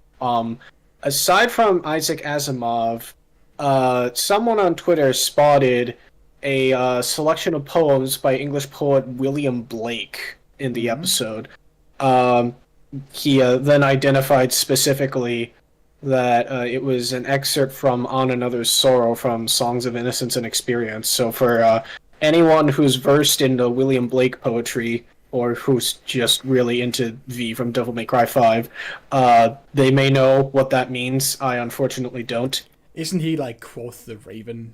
Like no, that's Edgar Allan Poe. No, but William like V Blake from... is the V from Devil May Cry 5 constantly quotes William Blake. Like he's the poison tree guy, and he's the I have no name, I am but 2 days old guy. Okay, yeah. Yeah. I will quickly note before we move on as well, English dub is excellent. I know a lot of people love Tomoyo Kurosawa as Naomi in the Japanese dub. I think Cassie Awolo's doing as good a job in the English, so I'm watching English for this. But yeah, I mean, Carol and Tuesday didn't do a lot for me. I think I dropped. I don't remember finishing it. I think I dropped it. This one, I am digging the friendship between Naomi and Fern. Not Fern, Rouge. Rouge. I just think of her as We'll get to Fern later. Come on. No, I mean, Fern was so good, she is now in 2 shows. Yeah, I mean, I think Fern would also like chocolate. That's like my only observation. Yeah, that's what, I mean, they have a lot in common, really. Their friendship dynamic, even though it feels like it kind of came out of nowhere, it already feels a lot more believable to me than Carol and Tuesday. Yeah, I would say the chemistry is really good. The chemistry I do is like really the dialogue good between them. Like just with the comedic timing, whether it be the serious or like just the funny scenes, they bounce off each other well enough where it's like, oh, okay, even if you met her through a talking bird, which was pretty weird, it's still pretty like natural how they interact. So it doesn't feel like I have to suspend my disbelief or anything. They get along in a way that is like it was like weirdly quick. They became besties, but I believe it. I buy it. Sometimes that happens. You're just immediately best friends. I mean, the thing is, like, it's mentioned in episode 1 that they have history, even if it's through the bird. Naomi has apparently been supporting Rouge for a while now. Bird? Right. Yeah, that's the question. And why has she been hanging out as a bird for so long? Yeah. I will say the funniest scene from episode 2 was when Naomi was like, hey, you should give the kid some chocolate. Rouge takes a look at the kid and then like aggressively and angrily shoves the rest of the chocolate in her mouth. Wow, some adult you front are. of the kid. I am she has but a peak small character child. development, so that was like the best character development she's had so far, where awesome. she goes from like aggressively eating the chocolate out of spite to like handing it over by So the end. is Rouge a robot? She is Yes. definitely some kind of neon because 'Cause every single neon in yeah. the setting, every single artificial human has something called a nectar intake port. Yes, and she Nectar does is have basically that. their blood. They need to But- inject it to survive. but she does have but one. They also explain that this nectar thing is like drugs for humans. Humans also want it, which I think is that's a fault in design, that this really important fuel for the robot race is also like cocaine for non-humans. That's gonna create some like a bit of infighting. To be fair, we don't know if that was even like an intended effect. Like this was this was supposed to be robot blood. I don't think they expected it to be, really good shrooms for people. Heroin. We have invented insulin. Unfortunately, it's also heroin. It just reminds me of like how some people enjoy the smell of like petrol. Like I doubt that was intentional, but people really enjoy that for some Smells reason. amazing, but I'm not gonna drink it. Yeah, I guess so, but like this is just different because it's like intake. But this is I like don't know. the neons have to have it like every day, or they shut down. It's not even like a slow degradation. It's just they just die if they don't get I it. think the effective scene in the first episode is like some asshole steals like this neon worker's nectar, and he doesn't make it to the next day, so he just drops, he deactivates, and then the very next scene he's like fucking carted off and loaded onto a garbage truck. There's like apparently a random piece no of trash way off of the just street. like jump starting a neon. When they die, they die. Yeah, I mean there was that one character Yeah. who kind of looks like Vash from Trigun, who's like a massive asshole the entire show. Yeah, so evil far. Vash the Stampede. There's also, of course, worth pointing out that the neons are a leftover relic from this alien war.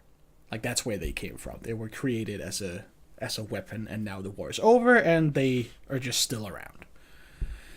And I'm guessing that's gonna lead to some conflict at some point. That this AI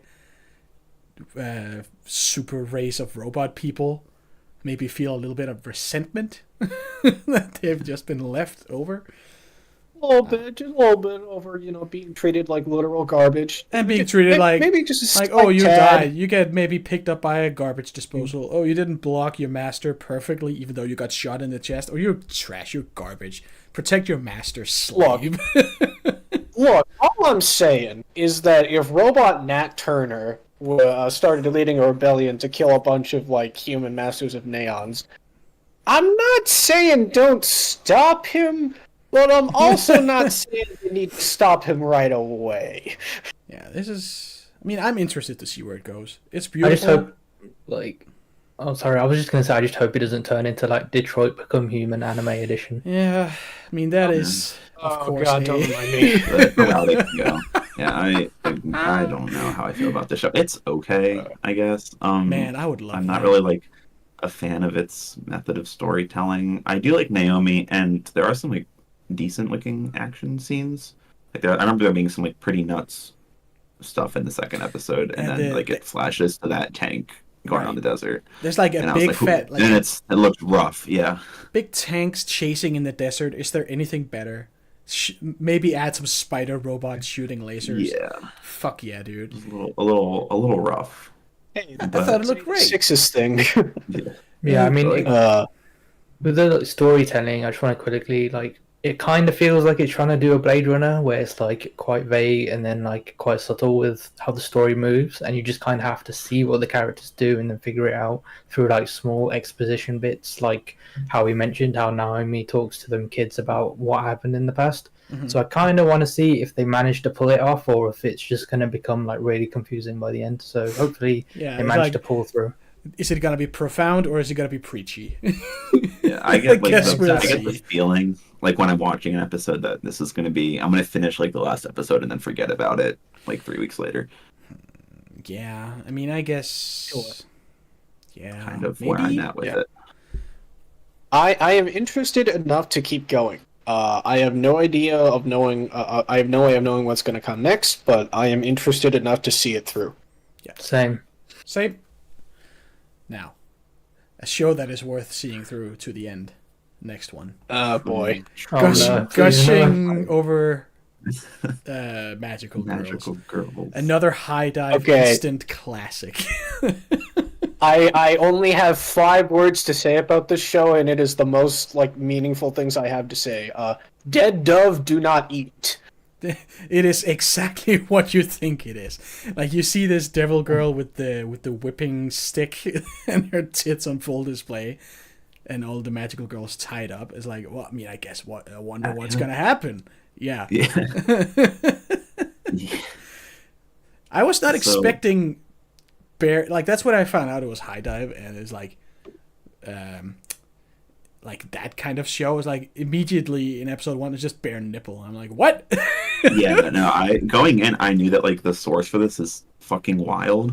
Mm-hmm. So I was very interested in seeing how far they would go with it, and I'm glad that they go real far. They go all the way. Jesus Christ! I heard something weird about the audio. Apparently, it's it censored the audio, just the audio.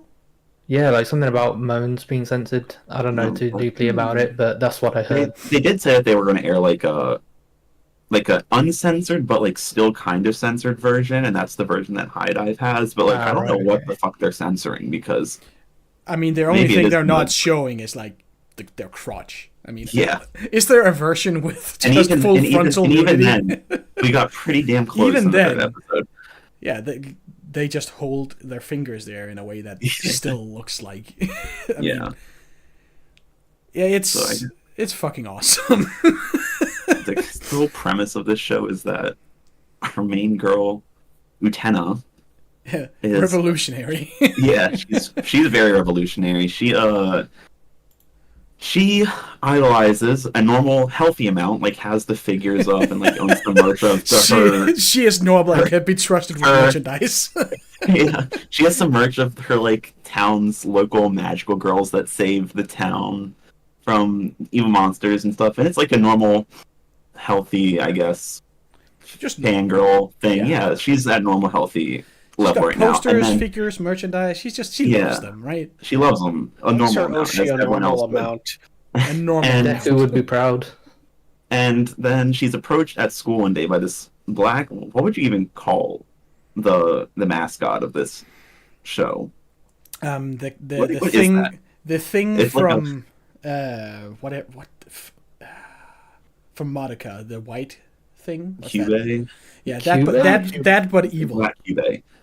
The joke is that Cube is literally the most evil little ass ever. He approaches her, and she's like, "Oh my god, this is the thing that turns me into a magical." He's waited her whole life for it. She finally gets to join the people that she idolizes, and he's like, "No, you're going to become the villain, because that's what I see in your heart." And so she turns into the villain, which, by the way, this is the first magical girl show I've seen where they show boobs in the henshin, bare nipples in the transformation sequence. And she becomes this bat type person with her weapon of choice, which is a riding crop. And she, as you can, then she attacks the magical girls, who are also her classmates, and inflicts pain. She finds out that she likes them, a little bit obsessively, and just wants to see them in all sorts of funny, risque, positions. So she lines them all up in the picture and starts whipping them with the riding crop on their butts, which this approach is leads to a pretty funny gag the next day at school when they're they can't sit down because their asses hurt too much. There is a funny, you say she attacks them. The thing is, this what is its name? The little black her. Cat. No, he's you try hitting the flower with your crop. Your power is that the things you hit with this thing become alive and fight for you. Try hitting that flower, and then it becomes this tentacle beast. And she's like, "Whoa, whoa, whoa!" Why is this happening? Oh no. And then after a while she gets way into it. She realizes that her fangirling over these magical girls comes from loving seeing them get hurt when they fight. Yeah. Like, gushing is a very good translation, because that's a good way to describe what she does. She gushes when she gets to hit them with... She do be gushing. Like you said with the Chain Soldier, like, there's a lot of S&M going on here. I think, in the second episode, that poor blue magical girl gets, like, absolutely broken by her. By episode 3, she's, like, kind of into it. She's committed. Like, okay, it's just us two and we have to fight, and she starts blushing like, oh my god, what's gonna happen this time? I hope she doesn't blindfold me. Oh no. That would be awful. And there's some like genuinely funny moments in it too, like when Black Cube leaves like a trail of porn magazines. Oh yeah, lures her out with S&M mags. And she falls for it. She's just sitting there at the temple reading them. This is the good shit. Yeah, this is good. And Blue Girl turns out to be like a shrine maiden there, and then they fight. Or well, fight. I mean, she gets blindfolded and diddled. She basically gets forced into submission. And she doesn't hate it. So like she's awakening to her masochist side. Utena is like slowly but surely starting to accept that she's a bit of a sadist. And then there was that showdown with the yellow magical girl, though, where she like realizes that like her life is also at risk. Yes. Like she could get fucked up at any moment. Yeah, yellow girl could actually fight back because she's like the defensive of the group. But that's just what she's been making people think. Actually, when she gets in close combat, she can fuck you up.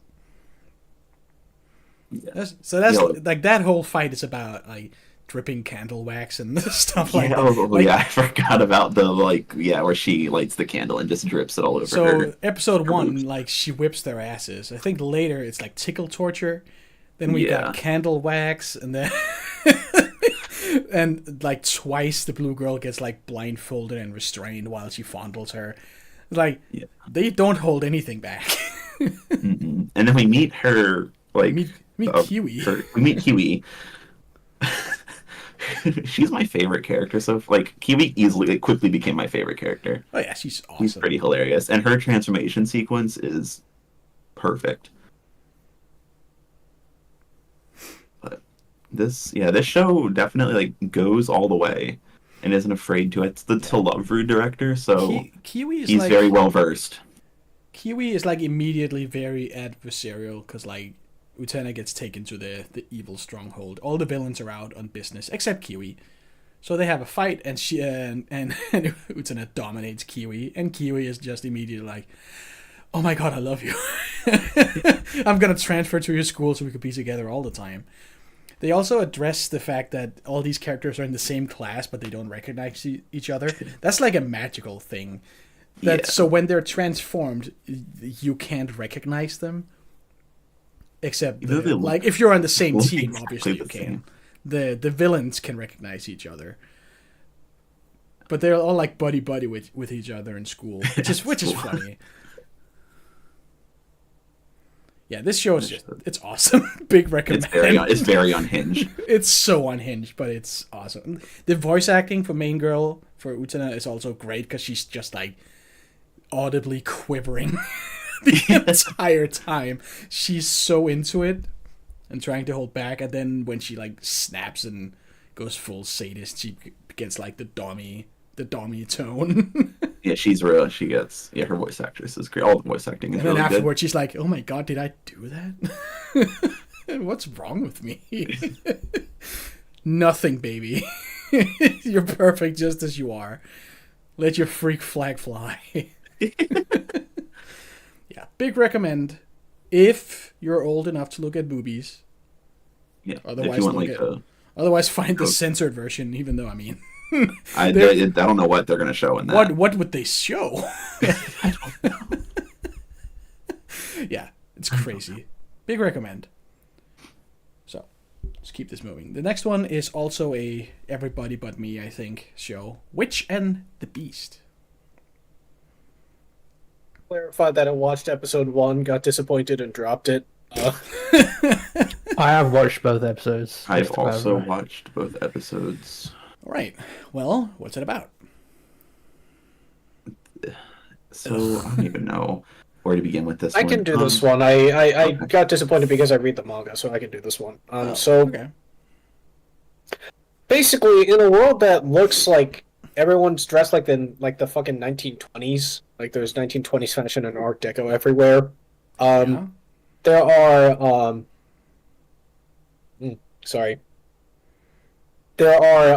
there's magic. It looks like the modern world, but there is magic, and there are magical people known as witches. Magic users of immense power, whose power gets passed down through their lineages. But there are also, normal mages who are an order of magnitude below witches. And then there's Guido, or one of our protagonists, who is someone who's been cursed by a witch. There are only 3 ways to undo the curse. One way is to receive a true love's kiss from a Prince Charming. Another way is to have the hateful witch repent, not repent, change their mind and lift the curse. And the third way, that's unfortunately temporary for Guido, is to kiss a witch. So Guido and their companion, Ashoff, travel around the world trying to find the witch that cursed Guido, because I'm using they because, Guido is trapped in the body of a woman right now, but their, true body is this fucking, monster that's, in a coffin that Ashoff lugs around for them. And whenever they break the curse by kissing a witch, they get their soul transferred back to their original body, and they, go and fuck up witches. Hell yeah. So the core premise of the show is Ashoff and Guido traveling around, trying to find the witch who cursed Guido and trying to get her to lift Guido's curse, which is going to be a problem because Guido is fucking pissed off and full of hatred and is willing to fucking bite your head off at a moment's notice. Yeah. Guido is a very angry being. It also starts off with them fighting a giant shark, which was random. A shark? And it's giant shark. It's like a Junji Ito shark from Gyo or something. Oh, nice. Yeah. No, that's actually the episode 1 starts off with a giant shark, but Guido and Ashoff don't fight it. It's the witch of the episode who kills it. Oh, right. Yeah, it's meant to demonstrate how that witch is doing the thing she's doing to show off as a protector of the town, and that's the conflict of the initial episode where it's the witch is shown as a positive influence on the town currently, but in the past the history is that the town was set on fire, and apparently the witch was the one that caused it. So that's what people know of. But so it seems weird at first that the witch would be loved by the public, but then you find out she's been constantly fighting off monsters and protecting the town and befriending people. Yeah.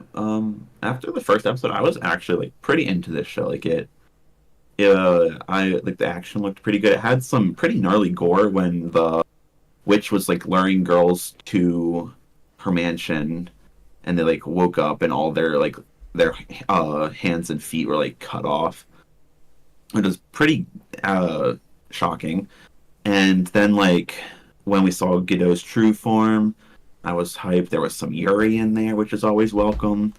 The main guy, I forget his name already, the one that lugs the coffin around. Ashoff is so fucking cool. He looks like Crollo, and I like Crollo. And then the second episode happened, and I honestly couldn't tell you what happened in the second episode. I think I fell asleep during it.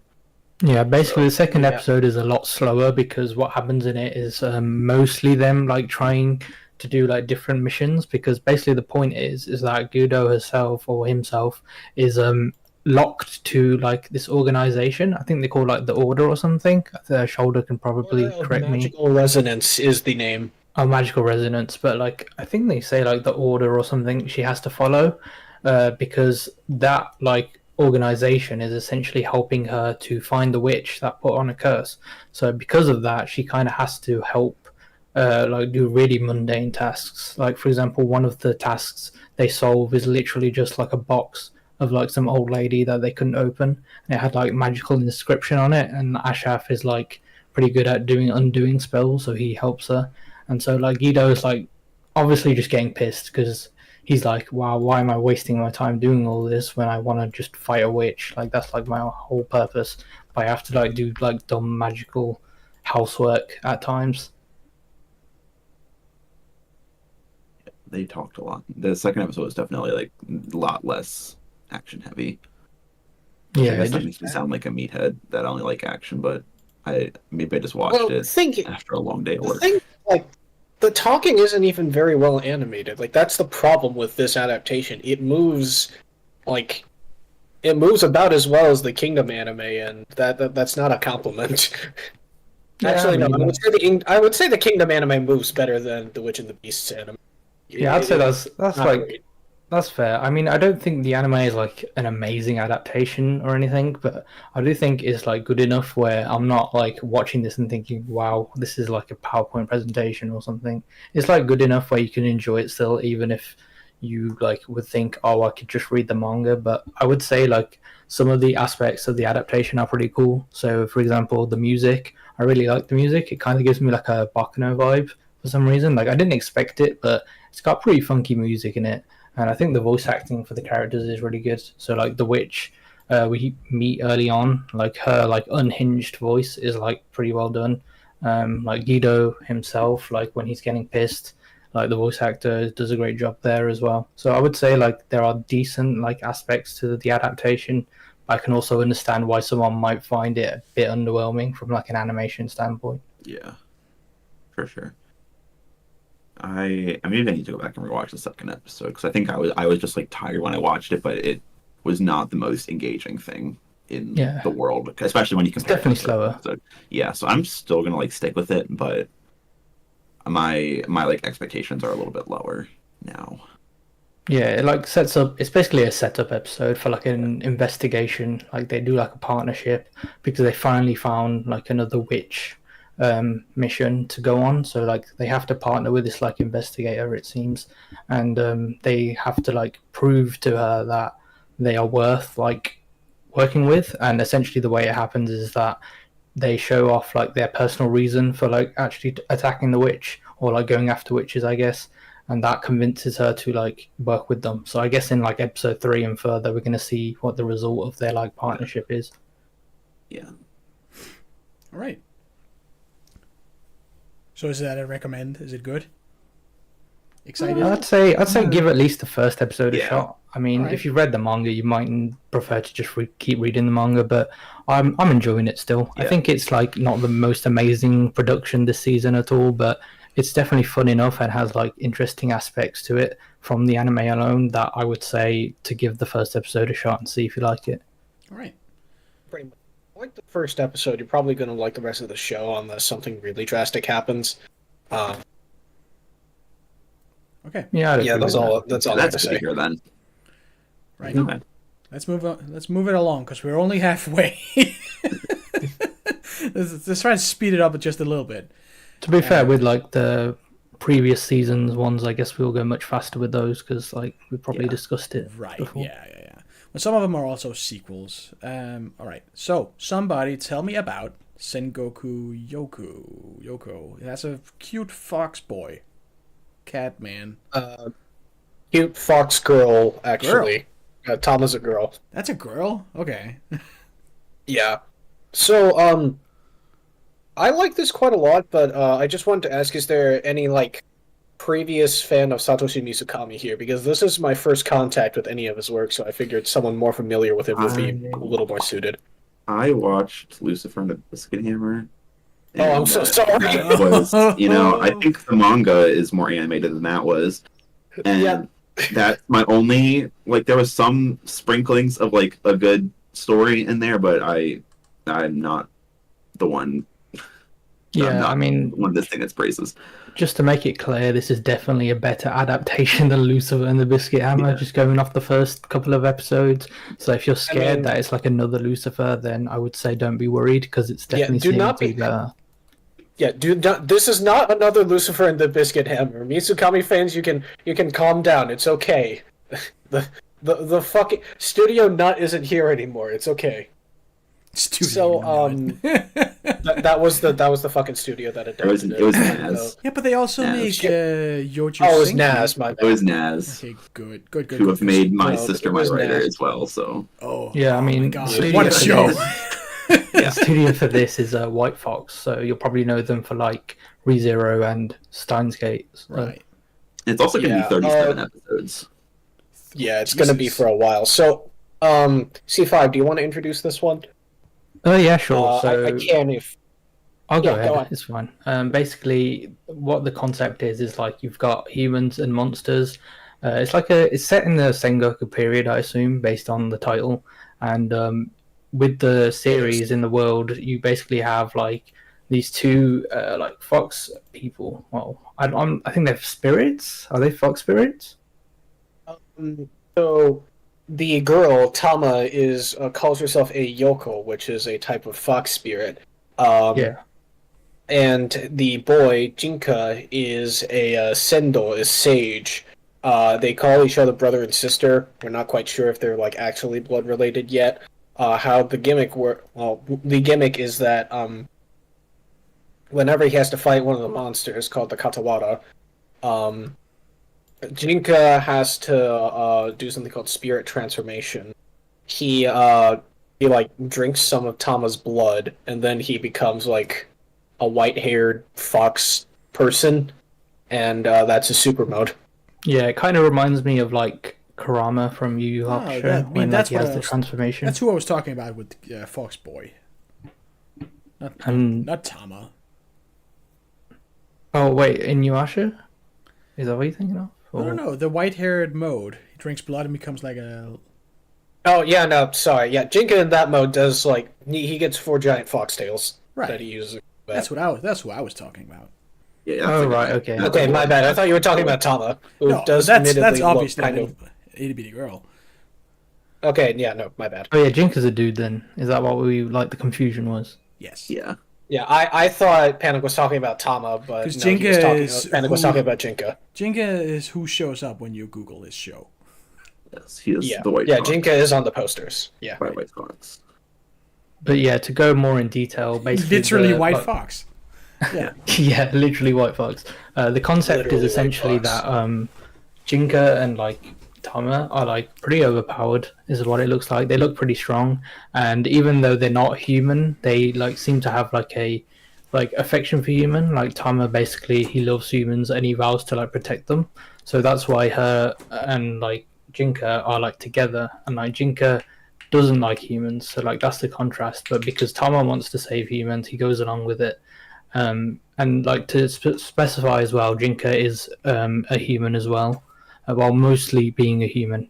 And then like the main protagonist is like this swordsman. He's like his name's Shinsuke, and essentially like what might be a little off-putting is that he's kind of one of those protagonists that's like very headstrong, very like wants to like do the right thing, but they're not very strong themselves.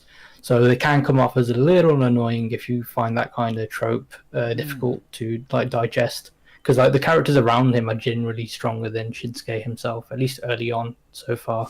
So I don't mind it because I think at the very least he's not one of those like cowardly like characters that get really annoying because they're constantly scared because they're weak. He actually just seemed to like try to like fight normally or like try to think of like ways to get around problems without just like being scared instantly and hiding behind like Jinka, who's like meant to be like the really strong one. So I don't mind him too much, but I do think some people might have issues with like that trope.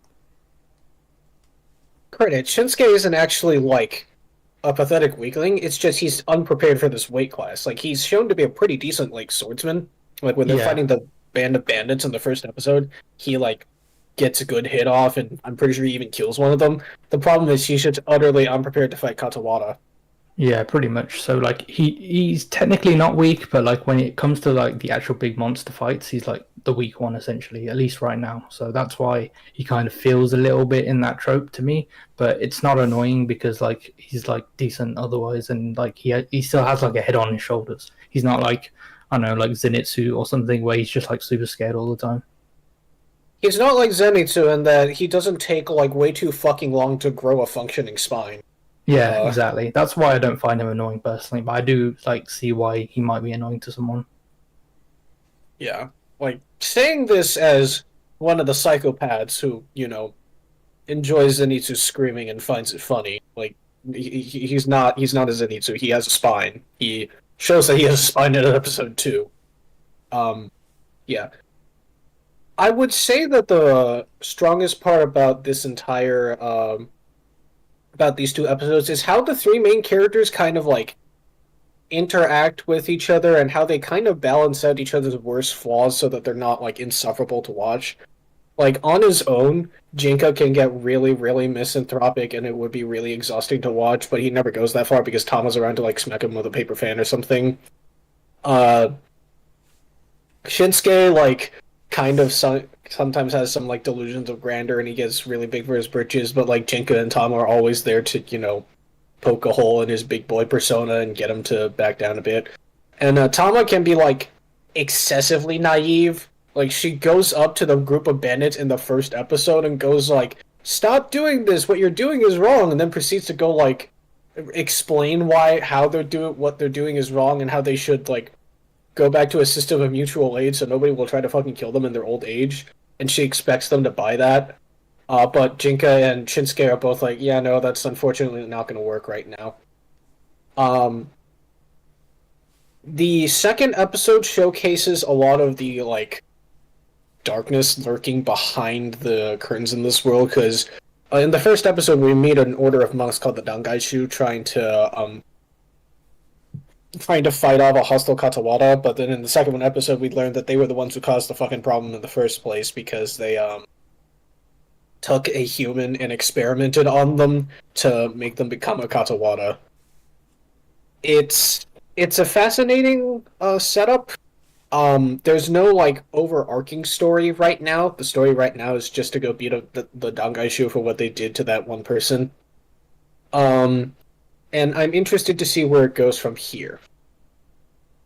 Yeah. Oh, yeah. I forgot to specify, but like Tama herself, the little fox girl, is a Katawara. So like that's kind of like a part of her character where she does love humans, but like the reason why it seems weird is because she's a Katawara, and like pretty much every Katawara so far has kind of just attacked humans or like been a human that turned into one and like became massively aggressive. So yeah, and they save the pink-haired girl, like she turned into one, and yeah, Shakugan like, is her they, name. They take her in the second episode, and yeah, we don't really know much about her.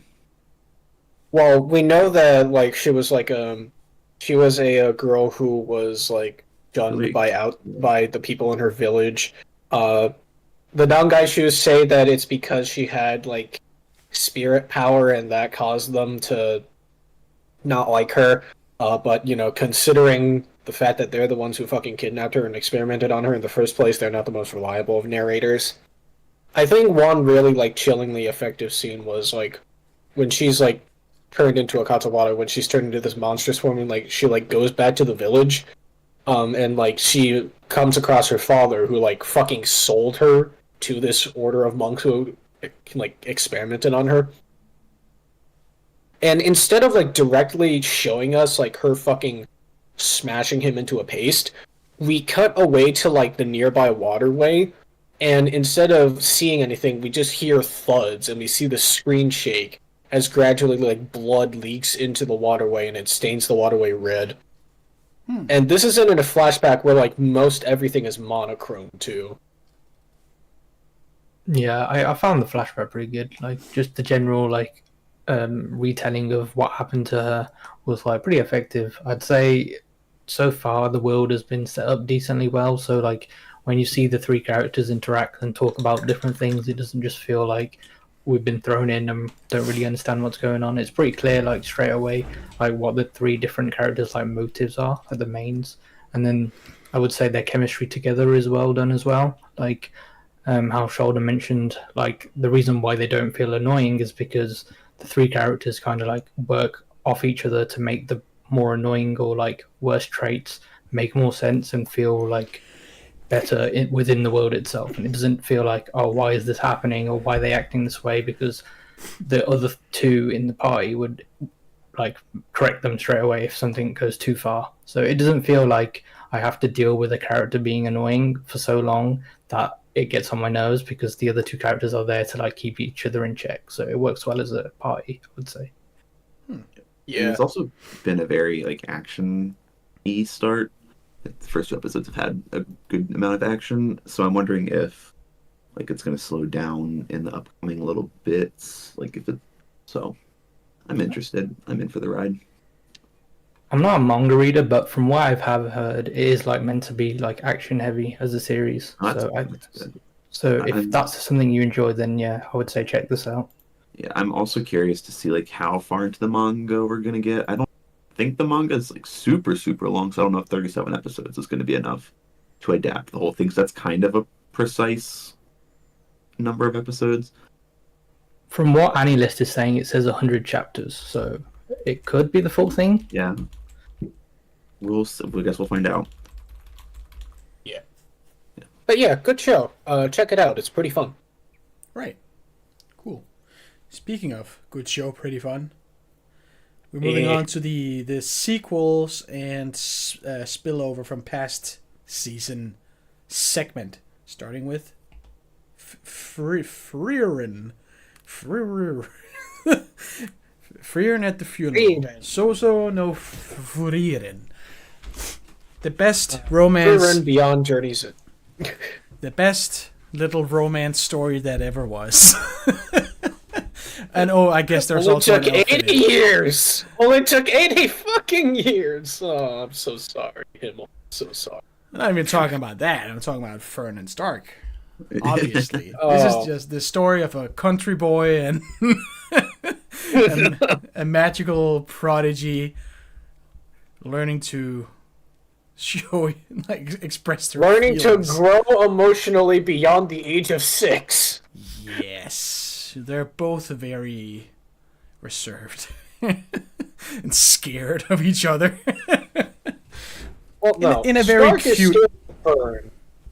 Stark is scared of Fern. Fern is just, like, really fucking bad at saying what she actually means and is really hostile to Stark with little reason. She's getting better. I don't know that I'd call her a tsundere or anything, but she is, like, they're both very bad at expressing what they feel. Yeah, I mean, like I said, they're both emotionally like 6 years old. No, they're both teenagers. That's what they are. With Fern, it's like a weird mix of having like the tone of like a kudere, and then she like acts like a tsundere sometimes. So it's like she just gives mixed signals. I think it's a thing of her like wanting to be courted, right? She wants Stark to take the lead a little bit, and he's horrified of girls because he's 15, 16 years old. I don't know how old he is. He's scared. He doesn't know what scared. To do. Yeah. He hasn't had any like male role models to show him the way. He's being raised by. Yeah. Yeah. His best male role model, for fuck's sake, I can't speak today, was Ison.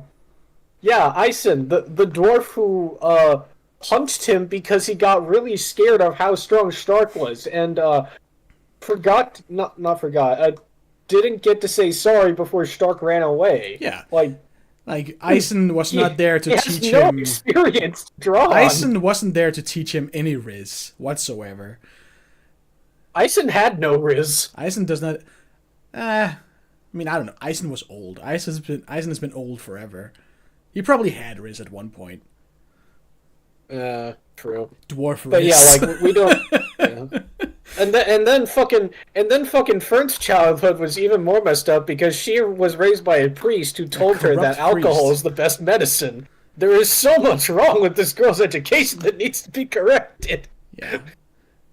I mean, at least now they have like Sign in the party who like does a pretty good job of. And now they have a shared mom who is also like the least risked person in the world. Yeah, but no understanding of romance whatsoever. At least Sign is like that guy who knows how to like. Sign was a good dad. Make up for the couple episodes he was there. He was there. I am enjoying the current arc though. Yeah, he left before the current arc because he went to go find his very memorably named friend, Gorilla Warrior.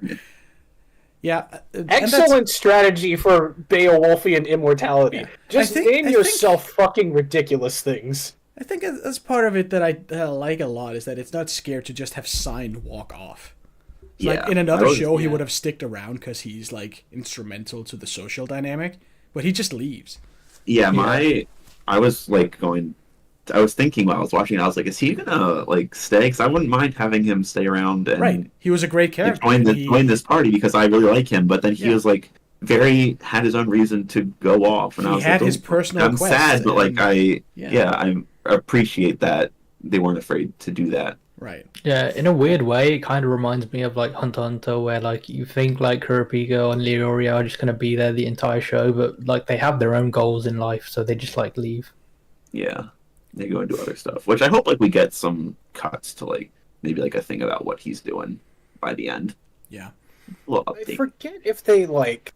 No, I don't remember if they've mentioned that yet in the anime, so I'm not going to talk about it.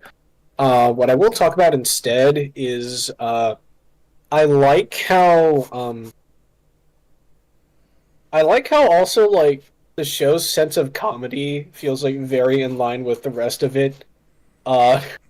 In the sense that it doesn't stick out as much as sometimes it does in the Apothecary Diaries, which we'll get to. But like the entire joke where fucking Frieren blows a kiss at Zine, and she treats it like some kind of ancient seduction technique. And I was taught this by my master. And then you have Fern and Stark freaking out like they just. Oh my god, that was way too sexy. What the fuck? Because they're so sheltered. They've never seen anything. They've never seen anything like it. And then they like go like, wow, he must, he's corrupt, but he's still a holy man to be able to resist. Yeah. He's just like, his mind, as a priest, his mind is so pure that he cannot be swayed by this ancient seduction technique. Meanwhile, Zine is just standing there like, who raised all of you? Yeah, I mean, that bit actually subverted my expectations. Who is this sassy lost child? I literally thought they, like, Stark and Fern were just gonna, like, burst out laughing, but no, they actually just think it's, like, the best technique blushing. of all time. Like, holy shit, what the fuck? Also, in the English dub, Mallory Rodak does a great job as Frieren. They have an excellent line in there where, like, Zine, who's also voiced excellently by Christopher Vick Kopp, is like, what the hell was that? And then Frieren just replies, I blew you a kiss. It's a seduction technique. I guess you're a little too young to get it, Sonny. Sonny. Yeah, her English... The inclusion of Sonny in that line just made it so much Sonny better. Boy. Her voice actress is great in English. A little deep, but it's fine. Yeah. Her delivery of "kill yourself" was great. The meme to transcend all time, Frieren. Aura, kill yourself. I do love all the memes of Frieren being like this toxic gamer. It's like all the names meaning in German, and her is just racist. That's great. But yeah, Frieren remains pretty much the same kind of show, except for the current arc, which is a lot more focused on like magic battles. For a certain crowd of people, they're not going to like this as much. For other crowds, they're going to like it a little bit better. Me personally, my biggest complaint when it got to this part of the manga is the pacing, because it felt like it took forever. But I'm happy to say that the anime makes it feel a lot faster because they can move along faster. Mm-hmm. Yeah, I like. So I think that a lot of pacing problems are going to be solved by just the fact that this is animated and can adapt multiple chapters per episode.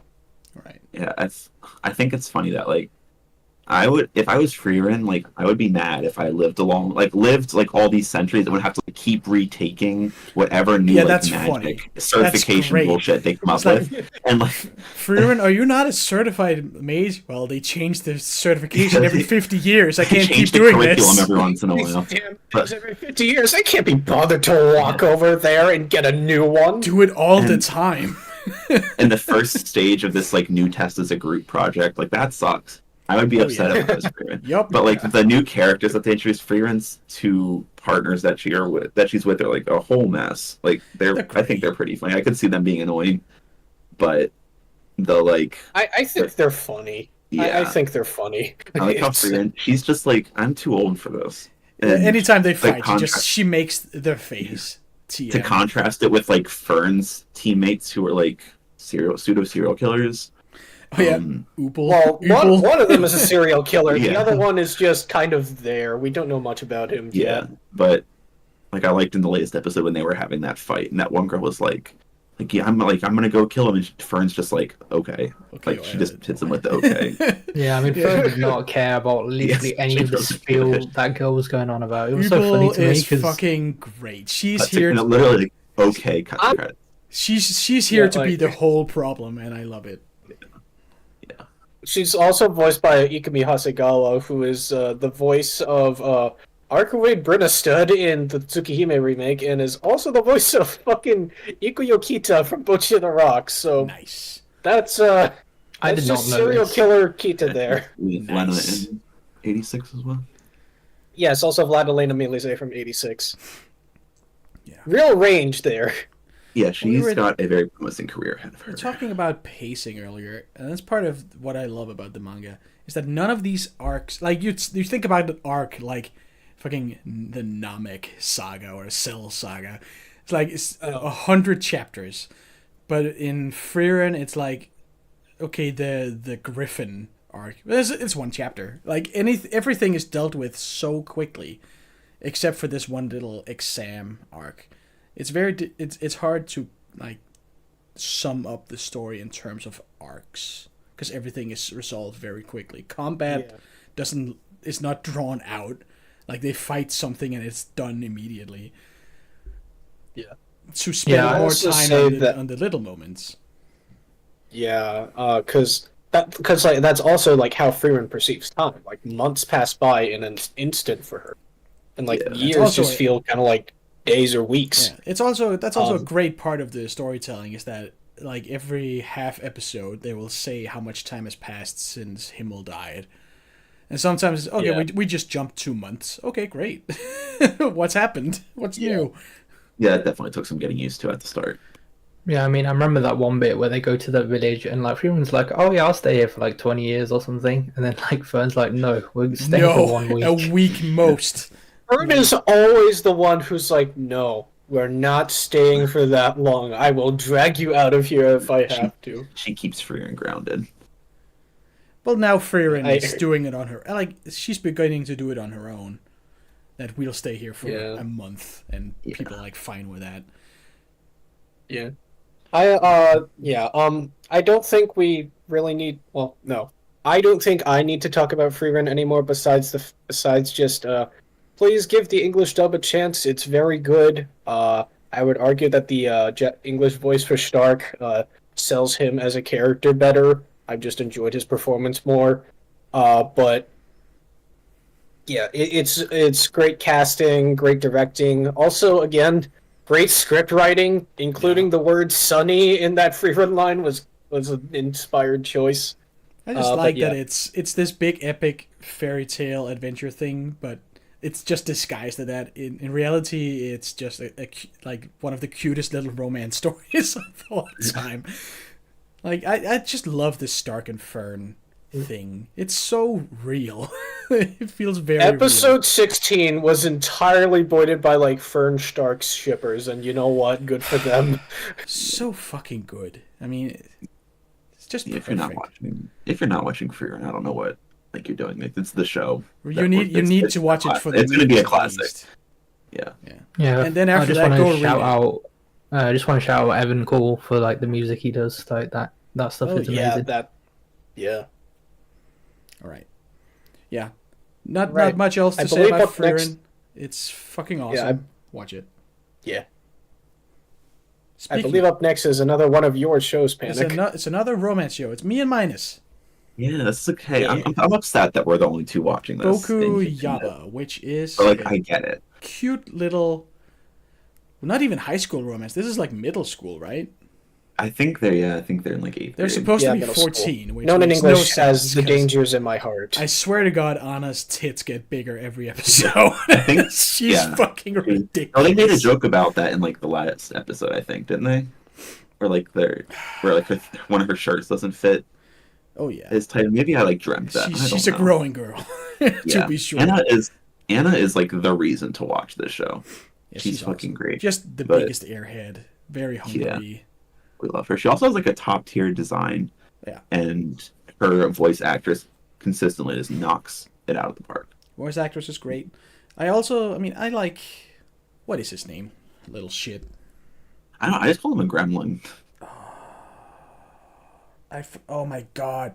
Kyotaro. Okay. They call him Kyo. I can't say that. That's a shit name. Serial killer MC. School shooter. School shooter protagonist. My guy's just a little... To be clear to everyone listening, he does not actually shoot up the school. He has edgelord fantasies of shooting up the school in the first episode, fantasies and then he never has them again. Right. He's a little misunderstood. He's a good kid. He tries to make himself more imposing than he actually is. It's all just like chuny fantasies. But it comes off very harshly in the very first episode. But if you can stand that, then you're in for a cute little romance. Yeah, the first these two like omega dorks, both of them. It's insane. They're so stupid. They share one brain cell. Yeah, the first season is kind of like the first start to the first season is a little bit of a tough sell, but once you like get into it, it is one of like the best rom-coms I can think of in recent memory. It's just so like it makes you feel really good. There's not really like a ton of like drama or anything. It's just like a feel good. A lot of rom-coms will rely on misunderstandings and stuff like that. Yeah. And there is some of that in this, but they clear it up right away. It never lingers and causes problems over time. There's also a lot of rom-coms will do like the will they, won't they, and I find myself not really in this show. I just like watching this isn't will they, won't they. This is when will they. And I just like watching them interact like makes me smile. Right. And there's some like really funny jokes in it as well. Like I think when they were doing martial arts and she had the whatever it's called, the robe that she had to borrow from the school, and it like smelled bad. And one of Ichikawa's friends just runs up and goes, "You love stinky girls too?" Like I love. Oh shit, you girls. love stinky girls. That guy is great. He's in love with the overweight girl from class too. It's like the bigger the better. He for him. But like, the side characters in the show are side cast great. is honestly pretty great. I love her friend with the cat mouth, whatever her name is. Yeah, and I love his sister as well. Sister is great. Anna's parents are great. Whenever we get to we're meeting, we saw the mom. There's an episode out now that I haven't seen. I think that's where he meets his dad. Yeah, it ended. The last episode ended with him leaving her apartment, and Anna's dad is like 10 feet tall version of Kyotaro, just the gamer, long hair over one eye. He looks like a problem. He's an imposing man. Yeah, but that explains where Anna got her very tall genes from. Like they make a point of her being taller and way more developed than anyone else in her year, and that's why she also works as a model, which is not normal for a 14-year-old. Yeah, and what was I going to say? Like some of the attention to detail on this show is pretty nuts as well. Like I didn't realize it when I was watching the not the latest episode that came out today, but the one from last week, until someone pointed it out. But there's that scene where he's hiding in her room, and he like starts to notice that like milk tea bottle on her windowsill, and she's like, "Oh, don't look at that." And I was just kind of like, seems like a bizarre thing to get like flustered over. But then someone pointed out that that's the same milk tea that he gave her in the first season. So just like those little like, and she like kept it. Like I hope it's empty, otherwise it probably smells like shit. But I'm that she just like held on to it because she has a little crush on him, and that kind of stuff just like it makes me happy. Oh, do she? Yeah, it's very, very cute. It is one of these cases where like I love the manga, and the manga has a very loosey-goosey, sketchy style. It's very soft, like the lines aren't finished, stuff like that. It looks very sketchy. And somehow seeing it done in anime, where obviously they have to fully draw the line around their face, otherwise they have nothing to fill in with color. Like they have to kind of finish the drawings, which makes it look like, I don't know, it irks my eye in some scenes, but it does look very good. I think season 2 is doing a lot better, like just looking better. It feels like a better flow. Like it's yeah, I agree. It starts off feeling a lot more solid than season 1, especially because season 1 had the whole fiasco of like the promotional pictures had her like standing there with a cropped skirt, like they didn't finish the artwork. No. They did like teaser pictures where parts of her were missing. It was not a great look right off the bat, but I think season 2 is doing a lot better job. Yeah, season 2 has been fantastic so far. Definitely recommend if you like rom-com. Big recommend. It's very cute. They're all just good kids. To be fair, with this show, it was just unfortunate that like the first season aired where like a billion other romance aired, so that's why I didn't pick it up. But I'll probably give it a shot now. What else aired? Was that when it was Skip and Loafer and Yamada? Yeah, there was also Insomniacs After School, which is the one I tried. So okay, that was a good season. Damn. Rom-com. I just can't get into the art style. Of this? Yeah. Yeah. I mean, makes sense. It's different. Speaking of different, being built different, and swag being too different. It's Mashle. It's back. This is a show that I dropped after some time. I liked the premise of this, like, the one guy with no magic going to Hogwarts and just being so strong that magic doesn't matter. But I could not stand the over-reliance and return to the fucking cream puff gag. It makes me so angry. It's not funny. Jesus Christ. Say, though, at the very least, like later in the show and like in season 2, there's not much like cream puff like gag at the minute. Like it's mainly other stuff. So the first season, like every single scene punchline was cream puff, and he's just standing there, dead faced, staring into nothing, chewing on a cream puff, and it's like, I get that it's a stupid like shonen thing that you have to have a gag of some kind, but please, some restraint. Jesus. So, how is season 2? I'd say season 2 is pretty good. So, is anyone else watching season 2? I'm watching this. Cool. Maybe I did finish season 1. I think I did finish it. I'm not watching this one. But I'm okay, so with season 2, what I really like so far is that like the things that they set up at the end of season 1, they're not taking like a billion years to get to it. Like they are very much going like off the payoffs of the first season into like a lot of plot stuff and development for the second season. So if you enjoyed that aspect near the end where you wanted to figure out more, then yeah, season 2 seems worthwhile at the minute. I would say that like visually the show looks pretty good. There's been like a big fight scene in the latest episode, and that was pretty cool. So far I'd say season 2 is like better than season 1, honestly, because I think the comedy feels a bit more varied. I would say that the plot is like moving much faster. So even though the plot is moving faster, it doesn't like lack the like chemistry between the mains and like them hanging out and stuff. So if you enjoyed that aspect, you're not like missing that either.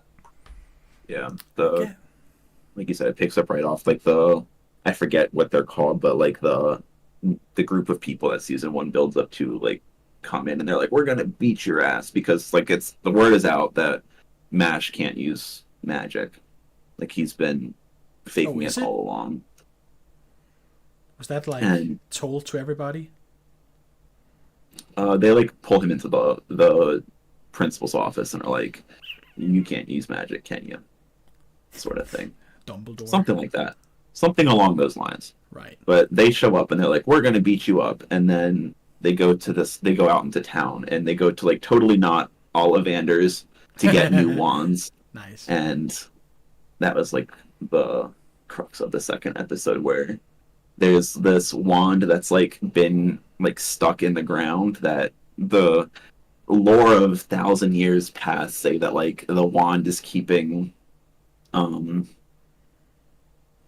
like a whole sea of water from bursting out and drowning everything, but no one's been strong enough to pick the magic wand up. And well, you can kind of see where this is going. So this whole thing lifts it. Yeah, everyone gets wands. There's like a cool thing with like the wand chooses you. So like each person gets like a wand that's suited to their personality, and Mash just like walks over and picks up that wand and floods Ollivanders and assumingly Diagon Alley. Yeah, it kind of weirdly reminded me of like the Z sword gag in like the Buu saga of Dragon Ball, where like Gohan is like pulling out the sword and it's just like, and he just like destroys the flipping mountain the entire time to just pull it out. Yeah, season 2, it's like the same kind of silliness as season 1, but yeah, the humor is not just everything comes back to a cream puff. Yeah, the humor is more varied and like the plot is actually moving forward quite a bit. Yeah. So, and the opening is really, really good. Oh yeah, that's definitely worth mentioning. Creepy Nuts kind of popped off, and the opening is like the song is pretty good, and like the animation that goes with it is very artsy. Oh yeah. Yeah, and then go ahead. Speaking of openings, I wanted to shout out Metallic Rouge for having the most SNES video game character select screen OP of all time. That music goes hard. Yeah, that was a good opening. It's so groovy. Yeah, it's a pretty good opening, yeah. This is also one of my like favorite openings this season. Also, I wanted to mention that Mashle just like this season has like a random like ED about cars, like in Tokyo. Yeah. Like I don't know why, but yeah, season 1 was all about cream puffs, and now they just drive. Even the ED of season 1 was just full cream puff. Yeah. Like the different members of the cast have like their own like cool car that they drive in the So yeah, there's that. Yeah, if you like season 1 of Mashle, definitely watch the second season. I might try it. Something I won't try ever again is Undead Unluck. Am I the only person still watching it? This is all you. Okay, I think I'm the only one watching it, right? Still. Yep. Okay. So with Undead Unluck, I can see why people wouldn't like this because there's a lot of different aspects that are kind of out there and weird about it. Like the protagonist, like Andy, or Undead, which is basically what the gimmick is. Like everyone has like a U-themed power, which like Andy's is undead, so he can't die. Fuko, who's like the girl, the main girl, she has unluck, so every time someone touches her, like something really unlucky happens to them, usually resulting in like death or something. So obviously the combination here is that her power could potentially lead to Andy being allowed to die finally because he's like undead. So he thinks that her power of unluck can like somehow eventually result in him like overpowering his power, so he doesn't actually die. So that's kind of why they combine together at the start of the show. And then like throughout it kind of develops where you meet like a bunch of other characters with like different abilities, and they join like a round table of those with the powers and like work on missions and stuff. They join a union throughout the world.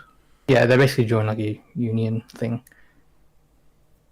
And what I was going to say is with this show, like it's got that very much like David production feel, as you can tell, like from it's made by them. So if you like stuff like Fire Force, it probably has like that kind of vibe. Similarly, you may like enjoy this as well. So I would say give it a shot if you like David production style of doing like I action did shows. enjoy Fire Force. They also made Cells at Work, right? That's also good. Yes. Yeah, they did do that. Yeah, There's something about like the way. I think my main problem is Andy. His stupid grin and like his Neanderthal brow at all times, the way he carries himself, the way he's naked all the time, everything about him is the least funny thing I've ever seen, and I just hate him. He grinds. Yeah, he's one of them. Grinds my gears. Something awful. Like he's one of them like shonen characters where you either absolutely love their energy because like they're very like out there and loud and doing a lot at all times on screen, or you find them really annoying. Dante from Devil May Cry, but like unbearable. Yeah, like Dante knows he's being a cringe and an asshole. To be fair, at least with Andy, he's not like that much of an asshole. Like I would say, he's generally nice to like. I like the part where he married the zombie lady. That was cute. Yeah, see, like he does have like a nice side to him, so I wouldn't say like he's that insufferable from my perspective. But if you do find that like loud kind of annoying guy who's trying to act like charismatic and doing a lot at all times, then you might find him kind of off-putting. But I think generally their dynamic is done well enough where I don't have a problem with it. Their dynamic is pretty cute. Like, she's great. Fuka is... I'm so sad they cut her hair. She was way cuter with the long hair. Yeah, I prefer the long hair. I usually as well. like short haircuts on anime girls, but hers is just awful. She looks like a wet hedgehog or something. It's bad. But yeah, with this show, if you think that like the slower parts were like too slow at the early stages, like with like them finding the different people and like doing the different things there, like if you didn't like the zombie portion, I can see why you might not like the entire show, because it does kind of feel like where a lot of out of nowhere settings happen. They have the worst character design of all time. The fucking Meliodas ass. Are you talking about Shen, like the blue head guy? Probably. God, he looks so bad. Yeah, the designs are definitely a bit out there. Like I won't lie, I don't like every baby design, face on a huge body. He just looks like Meliodas, but like on steroids. Yeah. He, at least when he does like do stuff, even if his design isn't the best, he does like do some cool stuff, like especially in the like zombie arc in the conclusion of that, I would say. Mm-hmm. But yeah, with this show, like I feel like stuff kind of happens out of nowhere sometimes. So like in a recent-ish like episode, I would say like I think it was like episode 9 or 10. They have like this part where they literally face off like against like aliens that like never return because they get their ass beat. That is another aspect of it that I didn't enjoy. A lot of the gags are things that happen, feel a lot like lol, so random. Just out of nowhere. Isn't it funny that this just happened? No, actually. It was bad. Because like the show is trying to do a balance of like having like battle shonen lore with like the different characters and abilities and like what their goals are, while also trying to do like the craziest gag possible. So something will just happen, like they'll be in space and I'll be like, wait, did I miss an episode? Like is this normal? Like I don't like, sometimes it's hard to piece together where the show is trying to do. It also makes no sense to me how he is flying by propelling himself with blood. Like, the force of blood to do that would have to be astronomical. Yeah, I mean, the guy is, like, very much overpowered. Like, it makes no sense. He's not the kind of character where you're like, oh yeah, he'll have normal restraints on him. I'm sure this will work out. His power is that he regenerates. But he can also just, like, shoot off the tip of his finger. Like, that's not related to regenerating at all. Like, your power isn't to detach body parts. Yeah, I mean, it just kind of feels like he's, like, lived for so long and tried to kill himself in so many different ways that he's just learned how to use his, like, he found body out in that the if weirdest he cuts way. off his feet, he can become a rocket. Yeah, basically. That's generally how I interpreted it. Yeah. I mean, I find Andy grating to no end. I don't think I could ever love a man like Andy. I mean, I understand why. Now Aoi Yuki though, her character, like the little shitter from season 1. What was her name? Wait, which one? The one with all the makeup, who makes like a shield barrier. That's her power. Oh, remember? Oh wait, you mean Gina, the pink-haired one? That sounds right. Yeah, the big mushroom hat. The hat was stupid, but she was great. that was fight like, was awesome.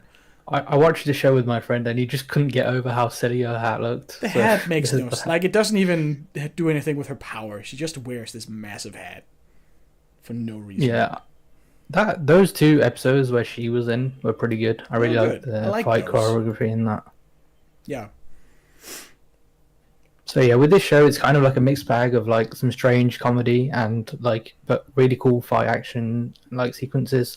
So I would say give it a shot, and then if you don't vibe with the humor, then it probably isn't for you because it kind of stays that way.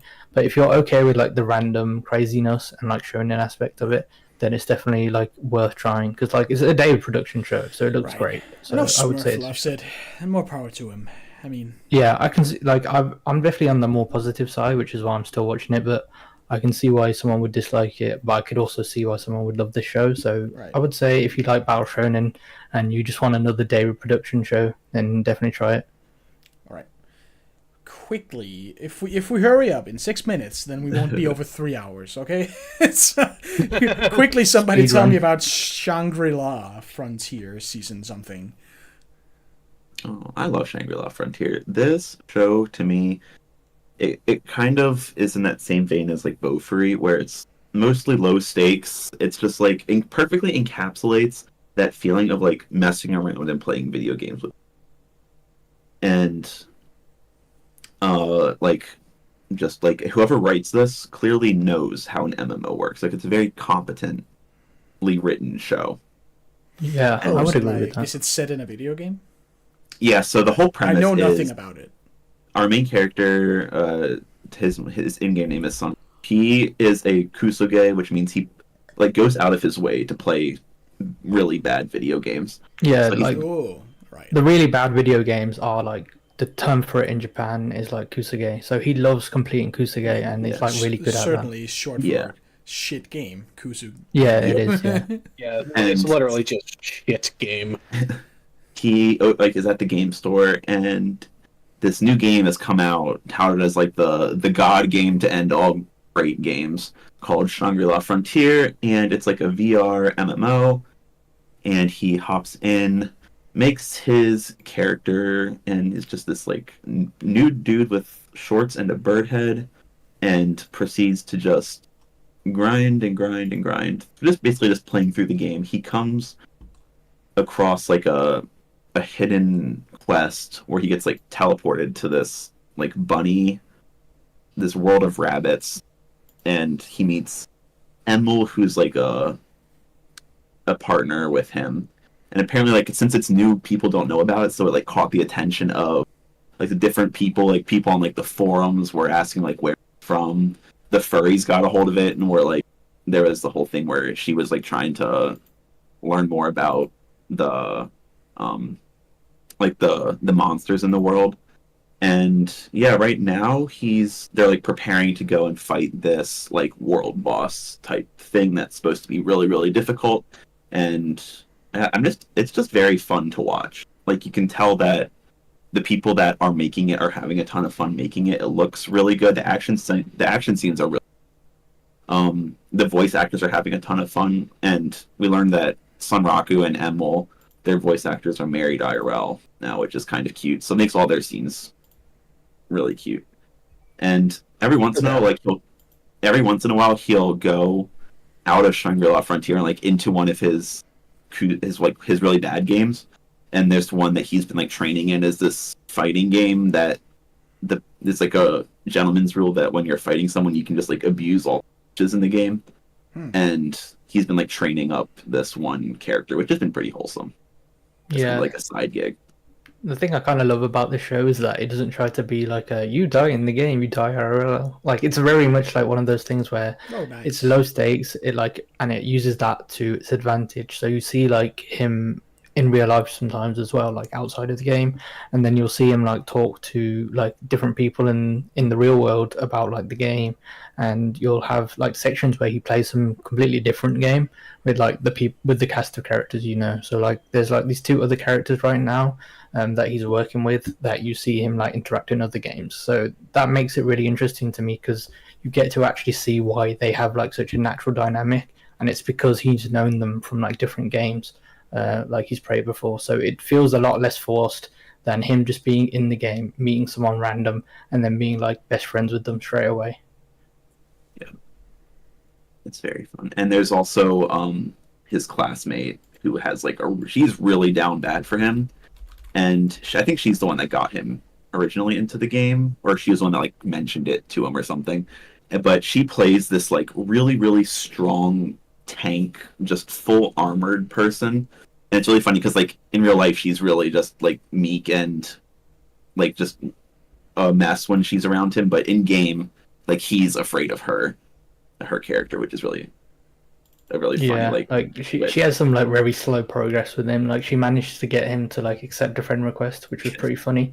The thing with that though is like basically they have like this like meetup spot where like at the game store where like this where the person who runs the store like tells him about the game as well, and she basically is trying to help the girl in his class like get closer to him through the game basically. And like the thing that's funny to me is that the game store itself is like very much got like real life games in it. Like you can literally see a like Super Mario 3D World in the background vaguely.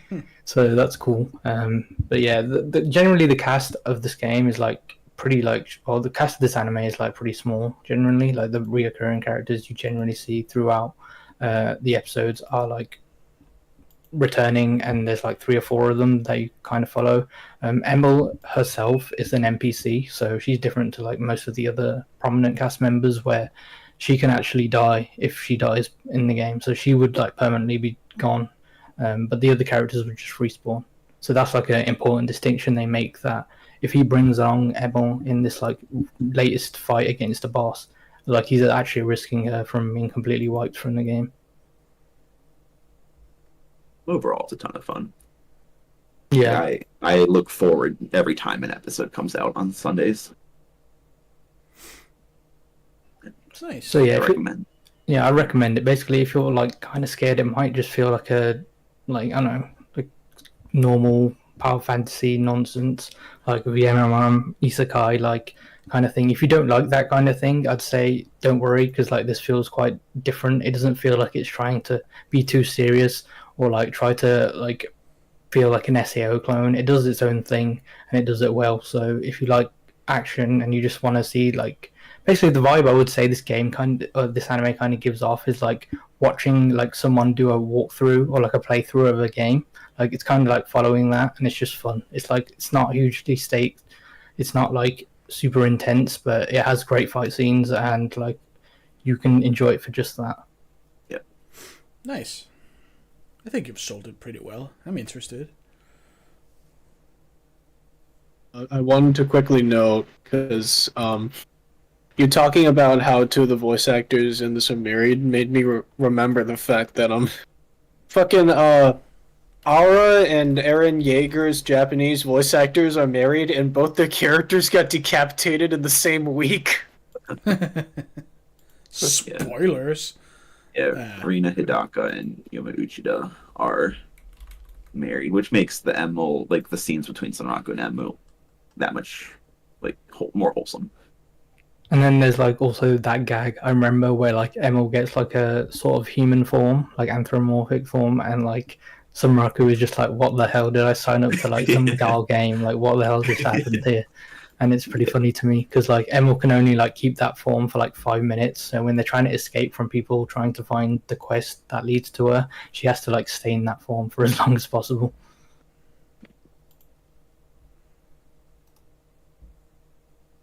All right. Right? Is it time to move on to the last show? Yes, it is time. Yeah, it's time. Apothecary Diaries. It's pretty good. It is a very good show. Sex ed bottom text. Yeah, like really. I feel like this show would get talked about a lot more if Frieren didn't air the same I agree. season. Yeah, probably.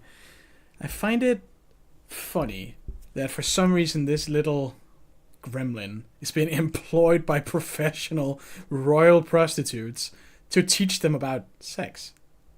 Well, here's the thing. No, here's the thing. Like, they're not actually, like, prostitutes in the sense of they may not have been sent to the Rear Palace with any prior sexual experience. No. Like, the entire point is to just get there, hopefully, like, look good enough for the Emperor to notice you and for him to bang you. So, like, they don't actually know. It's not, like, necessarily guaranteed that they know anything about sex. They mentioned this in the novel, but, at the very beginning of the story, Consort Gyokyo is, like, barely 20. Right.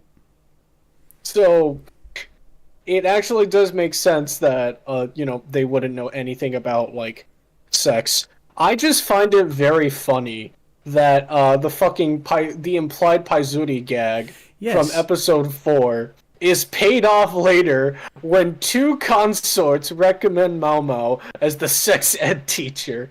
One of them because she believes it would be a good idea, and the other one because she thought it would be funny. Right. Yeah, one of them is just a huge troll. I love her.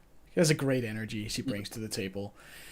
It just seems weird that Mao Mao has to be the one to tell the big-chested lady, how about try using those? Like, it never occurred to her? This is Imperial China. You think they teach women there? Oh, God. Maybe that's maybe an the Emperor overexaggeration would story, be like, but- hey, how about those? I mean, again, I'm not sure if, Also, like, this isn't China. It's made-up country that isn't China. it's China isn't it with the technically a serial numbers fantasy? filed off. Right. It's China at home. Yeah, we got China at home. It's basically just been, okay, I can't say it's more of the same because the dynamic is a little different now that She Mama got is fired. directly working for Jinchi. Mama got It's still got the fucking- exact same energy though, which I think is just great. Yeah. Yeah. I like their dynamic, but I can't figure out if the show is trying to set them up as like a romantic. Yeah, thing. that's like my main gripe. I don't with it. like It's like that. I don't see them together. No, not at all. And I don't think like that. And like they keep That trying makes to it- make it a thing that he's like she's the one girl who can make him blush or whatever, but she does not seem interested in him at all. Yeah, I don't. To me, get to me, it felt like a gag, like that they kept on going. I don't know if it's like meant to be serious. he though. kept trying to raise her up, and she would like visibly like shake and feel gross about it. But recent episodes, I feel like she's starting to respond to it, and I don't like it. Yeah, I don't. Right, okay. Because I'm just for a bit of context, I'm not completely caught up. Like this is the one I'm most behind on. Yeah. Not because I'm not enjoying it. It's just because like I happen to like group watch like most of the other ones, so I like keep up with some of the other ones a bit better. But yeah. So from what I have watched, I think I'm like about 6 or 7 eps behind. It's still very good. I keep waiting for the show to reveal that he's not actually a eunuch or something. Well, they did allude to that in the last episode, I think. that he isn't? That he might not be. Yeah. Yeah, as a source reader, I'm just gonna say that their relationship does get better explored later on. Nice. At the present, we're still mostly here for, as like, Mao Mao, the detective who really just wants to be a Excuse you, drug gremlin her instead name of a is- detective. Her name is Xiao Mao. 'Cause That's she a got fucking new Chinese name. nickname. She got No, that's been Gaoshun's nickname for her since like episode 2. You just haven't been No. paying attention. no. So she gets called Xiao Mao by someone at the palace, and she's like, "The fuck? Yeah, Gaoshun called her that in episode 2. Who? It's been a lot more Like, this is prevalent not in a other new episodes, nickname. though. Who called They've her been that? using it a lot more. Jinchi's assistant. Oh yeah, the guy that Yeah. actually finds what Gingy does like kind of weird. Huh. Yeah, they just have been using it a lot. She had like a reaction to it, like the fuck. So I thought she got hired with a new name because no one was allowed to know it was her. No, they just call her that as like a cute little nickname. Okay. It's kind of common in China for like Xiaomao. people to attach xiao to the beginning of your name if you're younger than them and they want to refer to you with like an affectionate nickname. So that's the Chinese in the very what? It's like saying Chan. It literally is, yeah. Nice. Yeah, it's all the way back in the very first episode. Gyokyo calls her child, whose name is Lingdi. She calls her Xiaoling, which is another example of this. That's just like an. I always just thought that was like a normal name. You hear it a lot. There are definitely people who have the character like Xiao in their names, but in this context, it's just it's like the Chinese equivalent of Chen, or more. Right. If we're doing like historically, Chen is more like the Japanese equivalent of this. But yeah, good show. Good show. Very satisfied that they showed the sequence of like Li Shu, like the 14-year-old girl, collapsing and her soul flies out of her mouth. The soul re-enters her body, what and then it flies out again, and then she collapses again. Jesus, what did what's in the curriculum for this lesson? I mean, it's probably just because, she's 14. And she doesn't know anything. She's even less educated than Fern and Stark. Yeah. Except her situation sucked even more because the previous emperor was a pedophile. Yes. Yeah, that makes the show is wild. She hasn't had sex, right? Didn't they say that? No, she's 14. She was never raped by the previous emperor. The previous emperor died before he could get his hands on Li Shu. Right. Then she came back to the rear palace for I don't actually remember why. It's just I don't know. Yeah, you inherit the concubines of. Well, no. Like the thing is, it's explicitly noted during the Feng Ming arc, the one at the arc of the Garnet Pavilion, that like Li Shu got sent away after the previous emperor's death. But then, for some reason, she came back. It's a waste of a perfectly good concubine. There you go. By the way, the fact that the previous emperor was a pedophile has led to the hilariously depressing question of how much of the emperor's taste in like more voluptuous adult-looking women is him being horny, and how much of it is a conscious political move to distinguish himself from his pedophile father. Yeah, true. I mean, he's got a little bit from every column. Yeah. I mean, like he's like the way they talk about the emperor. I'm like I'm like confident it's like 90% he's just really horny.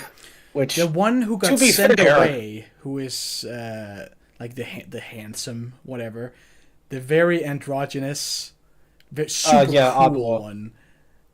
Yeah, she was so hot. Yeah, her name was. Oh yeah. The emperor would agree because remember, he had a kid with her when they were like 15 and 16, respectively. Yeah. Meanwhile, he also had a kid with another more important one. No, wait, that was the actual emperor. He was not emperor yet, right? He was. Yeah, no. The situation was that Adwa was giving birth to the current emperor's son, but then the empress back then, the person that's referred to today as the Empress Dowager, was having the crown prince. So she needed to. No, she wasn't having the crown prince. She was just having another baby. So the palace prioritized the Empress Dowager's health over Adwa's health. Yes. And then we find out at the end of the episode that Jinshi is the emperor and Adwa's kid. Hell yeah. Well, it makes sense. He's so pretty. He had the prettiest mom of all the concubines in the show. She was definitely the prettiest and cool. She was just all laid back. She was pretty cool. She had a good vibe, It's a good show. It is a very good show.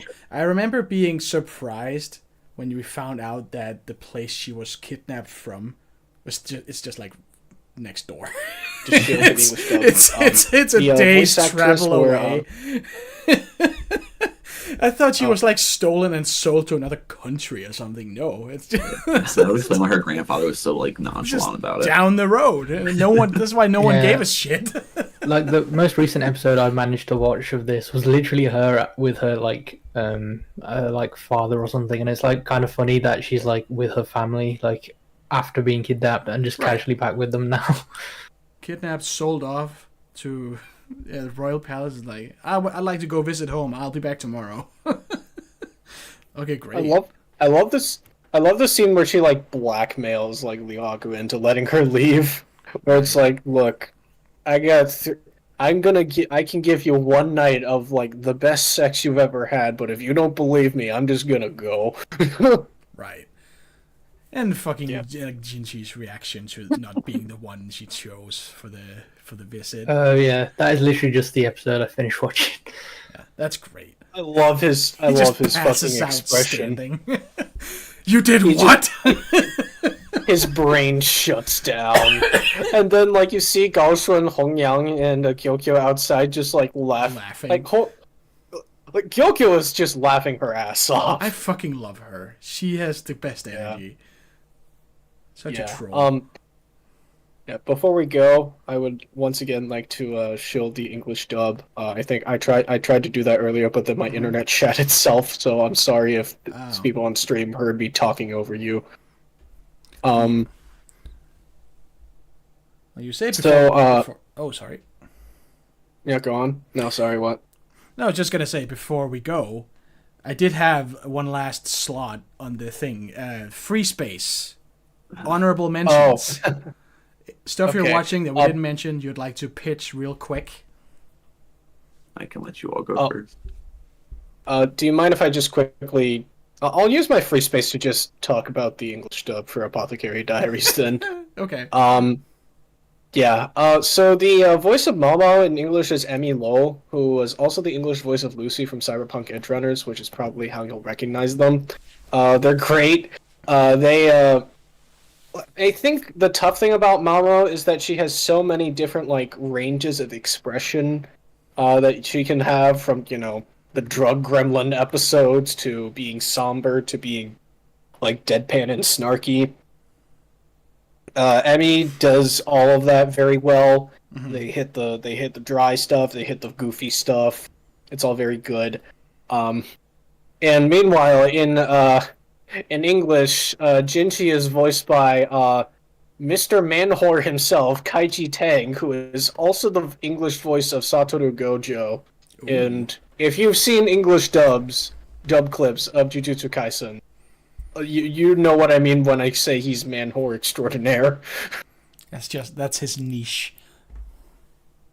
It's really funny because like I first encountered him as Archer from Unlimited Blade Works. For a while there, his niche was just gruff dudes. And, like, he's also the English voice of Ichiban Kasuga. But, like, specifically within, like, the last year, he's just been voicing pretty men. Turns out a lot of gruff dudes are deep down man-whores. There's a big overlap. Archer would be so disappointed in the other characters. Right. Well, I know Minus is watching a bunch of stuff that no one else I was going to let everyone else go first before I just speedrun. Okay. C5, do you have anything? The only things that, like, it kind of just happened to work out that most of the shows I'm watching this season we did actually talk about, but the two things that weren't mentioned were Kingdom Season 5 and Urusei Yatsura Season 2. And I would say that if you enjoyed the previous seasons, they're still just as good as, like, those. Kingdom has a season, like, Kingdom's most recent season is, like, an arc that seems to focus on one of my favorite characters, so that's a win. And then Urusei Yatsura, it still has like the great production of the first season, and if you like the like chemistry between the characters and like the ensemble cast and the gags, then you're going to enjoy season 2 as well. It's been good so far. Sick. Well, I also don't have anything to pitch. We talked about all the stuff I watched. All right, so I'll speed through like my 4 things. Yeah, I'll just go in order of like my least favorite to my favorite, so we'll end on a good note. Right. So I guess I'll start off with bottom tier character Tomozaki. Season 2. Yeah, I enjoyed the first season despite all of its gamer cringe. I thought that the side characters were a lot of fun. They are hardly in the second season so far. We have gotten some. We're in like a bullying arc right now, and it's just like really, really just zeroed in on this like high school drama, which I don't know if I'm just like old and I'm about like old and tired of it, or I don't know. That's But probably it. Yeah. but it's like the extent of I'm gonna sound like an asshole here, but like she's not. I don't want to say she's not like the bullying isn't like as effective as it could be, but like all she's really doing is just like kicking one girl's desk that her Bully like pencils better. and stuff fall off, and like then like talking shit about her behind her back. So I'm not like it's not the most like interesting bullying, which I don't. That makes me sound like a terrible person. This is what this I weak just shit. really looked at fucking But, chronic like, bullying and was like, wow, I Step could do up your this game. better. But like it's not good because the girl that's being bullied is like no one in the class is doing anything about it. They're all just kind of standing and watching, and then like behind their back, because Tomozaki's like Herman now, and everyone's like behind in like private. They're like, "Oh yeah, I'm with you," like everything like that. But like we just can't ruin like the vibe of class. Right. So this whole thing about like we can't step in and help you because like then the class mood will be all, and it's just not good. It just makes me mad because like there's no adults doing anything. They'll just stand around. The bully girl's big toe has got to be killing her because she's kicked this it's desk just a lot like of real. time. It's just like real Yeah. school. Then the adults Like, don't do I would shit. like yeah I just bolt the Unfortunate desk thing to is the that ground. like I don't know. the unfortunate thing is that seems to be unfortunately like accurate to Yeah. how Japanese schools are, which fucking sucks. Yeah, I'm sure, and like I said, it probably makes me seem like a big like idiot or big like I don't know an asshole, but that it's just not very good. It sounds No like one's- it sounds like a plot point from like Classroom of the Elite. I'm not gonna lie.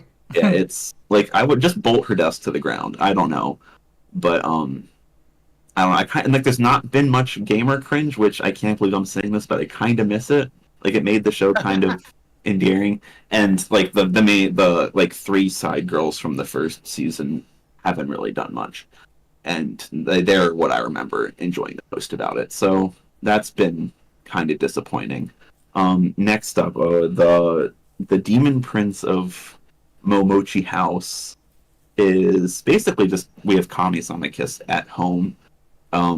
It starts off with the main girl's parents who have died, and for her 16th birthday, I guess in their will, they left her a house. It's a Damn. pretty sweet birthday gift, and this yeah. house is like in the middle of the mountains, in the middle of the woods, and she goes there, and there are three dudes freeloading, basically, yeah, they're just there. Squatters' and- rights.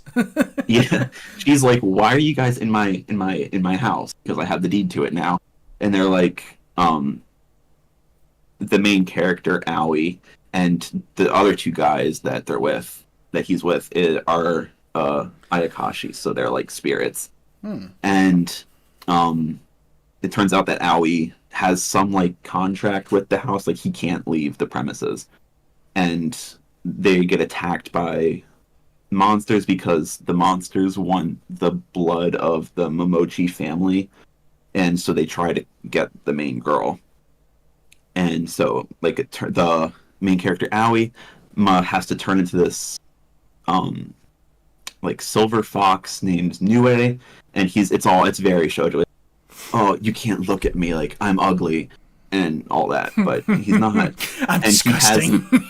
he's like, yeah, I'm ugly, and then like turns into this like really, and his character design is really bizarre because he has like peacock tail things going off of him, but only like 5 that are CGI, which wouldn't be noticeable if the frame rate wasn't completely different than like What? the animated fight scenes.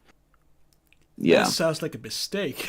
Why Yeah, would they do and that? also like the whole show is very like basic colors, very basic art, but the pattern on Aoi's robe like gives me a headache. It's like they took like a Gustav Klimt painting and just like slapped it on his robe, and it looks so just bizarre compared to the rest of it. Yeah, in the latest episode, she started going to school again, and she brings some friends home, and she's like, I probably shouldn't let them know, like, on my first day of school that like I'm living with three attractive boys. And so they like start cross-dressing, and they pull her into one room, and they're acting as her sisters, and they're like, one of them is a ghost, and you need to figure out who it is before like they kill you. And so it was a nice episode, honestly, about like the ghost girl just like wanted a group of friends because she didn't get any and overall, like, the show, I find enjoyment in some parts of it. I'm not going to pretend like it's a good show, but if you are really down bad for like a shoujo romance and you've already seen Kami-sama Kiss, I don't know why you're watching this, because Signs of Affection does shoujo romance way better, and it airs the next day. Yeah. So I wouldn't recommend it, but I find enjoyment in it. So down bad for a shoujo romance. Yeah. Don't watch this. Watch Signs of Affection. Watch Signs of Affection, because it airs literally 24 hours after. What was the next one? Oh, Mr. Villain's Day Off is kind of like, it reminds me of Love After World Domination. Ooh. Minus the romance angle. So our main character, Mr. Villain, is the head of this evil corporation, and my favorite part about it is that like the corporation is like just your typical. It's treated as just like his day job, and he gets a day off, and he really, really likes pandas. So on his day off, he takes his annual pass to the zoo and goes and watches the pandas. And anytime that the panda does anything remotely cute, you just hear the shuddering of his phone going a million miles per hour. Nice. And like it's like he makes a comment that like the only reason that like we have to take it slow wiping humanity off the face of the planet because we can't kill the pandas. Like, we can't kill cute animals. Like, that's where we draw the line. Oh, man, and he's intercepted. There's also like the Power Rangers that come to defeat the villains, and the Red Ranger sees him at the zoo and is like, "You're the head of the evil corporation. Like, we have to fight now. Like, it's my day off. Like, fuck off. I'm not on the clock." Which is but it's pretty funny. It's all just a job. I'm sorry, but when you mentioned the, like, we can't wipe up humanity too quickly, we'll kill the cute animals in the process, just reminds me of that one meme where it's like, I can excuse genocide, but I draw the line of killing the cute animals. And then it's like, you can excuse genocide? Yeah. It reminds me of like that. I don't know if anyone watched this show, but in like spring, like last year, there was like a show called like Too Cute Crisis, or like Kawasugi Crisis. And it was like basically about an alien girl who like was gonna, like, they're gonna wipe Earth or something, and then she finds cats, and then she loves cats, and then basically wants to stay on Earth for that. Yeah, it's basically that. In the second episode, he gets a work kohai who basically is one of the trope of like fresh out of college and the workforce wants to make a good impression, so he kind of like just like takes notes of everything that his boss, the Mr. Villain, does. Love that trope. And like to a T. And so Mr. Villain gets a day off again. He's firmly planted in front of the pandas at the zoo, as he does. And he's wondering what color a panda's tail is, because this is the question that is keeping him up at night. And so it's just like this montage of the panda like doing everything but showing him like what color, like showing him the tail. And you see like it's just him and this little kid there like all day waiting for the panda, and eventually see that the panda's tail is white. And then he goes and like around the rest of there's a petting zoo that he gets sucked into, and he goes and pets the bunnies, and the kid is also there. And they show this like really sweet moment of like the kid's like, "I want to be a veteran." Mr. Villain's just like, good on you, like, go follow your dreams, like, I believe in you. And it was really sweet. It's really sweet. And then cut back to work, and the kohai's like taking notes. He's just sitting at his desk menacingly, and the guy's like, "Oh, I bet he's deciding on like what ultimate weapon we should use to wipe out humanity." And they cut to his thoughts, and it's like, how are we gonna get like a cute bunny exhibit into the office, because that would be great for like eliminating stress in the workplace.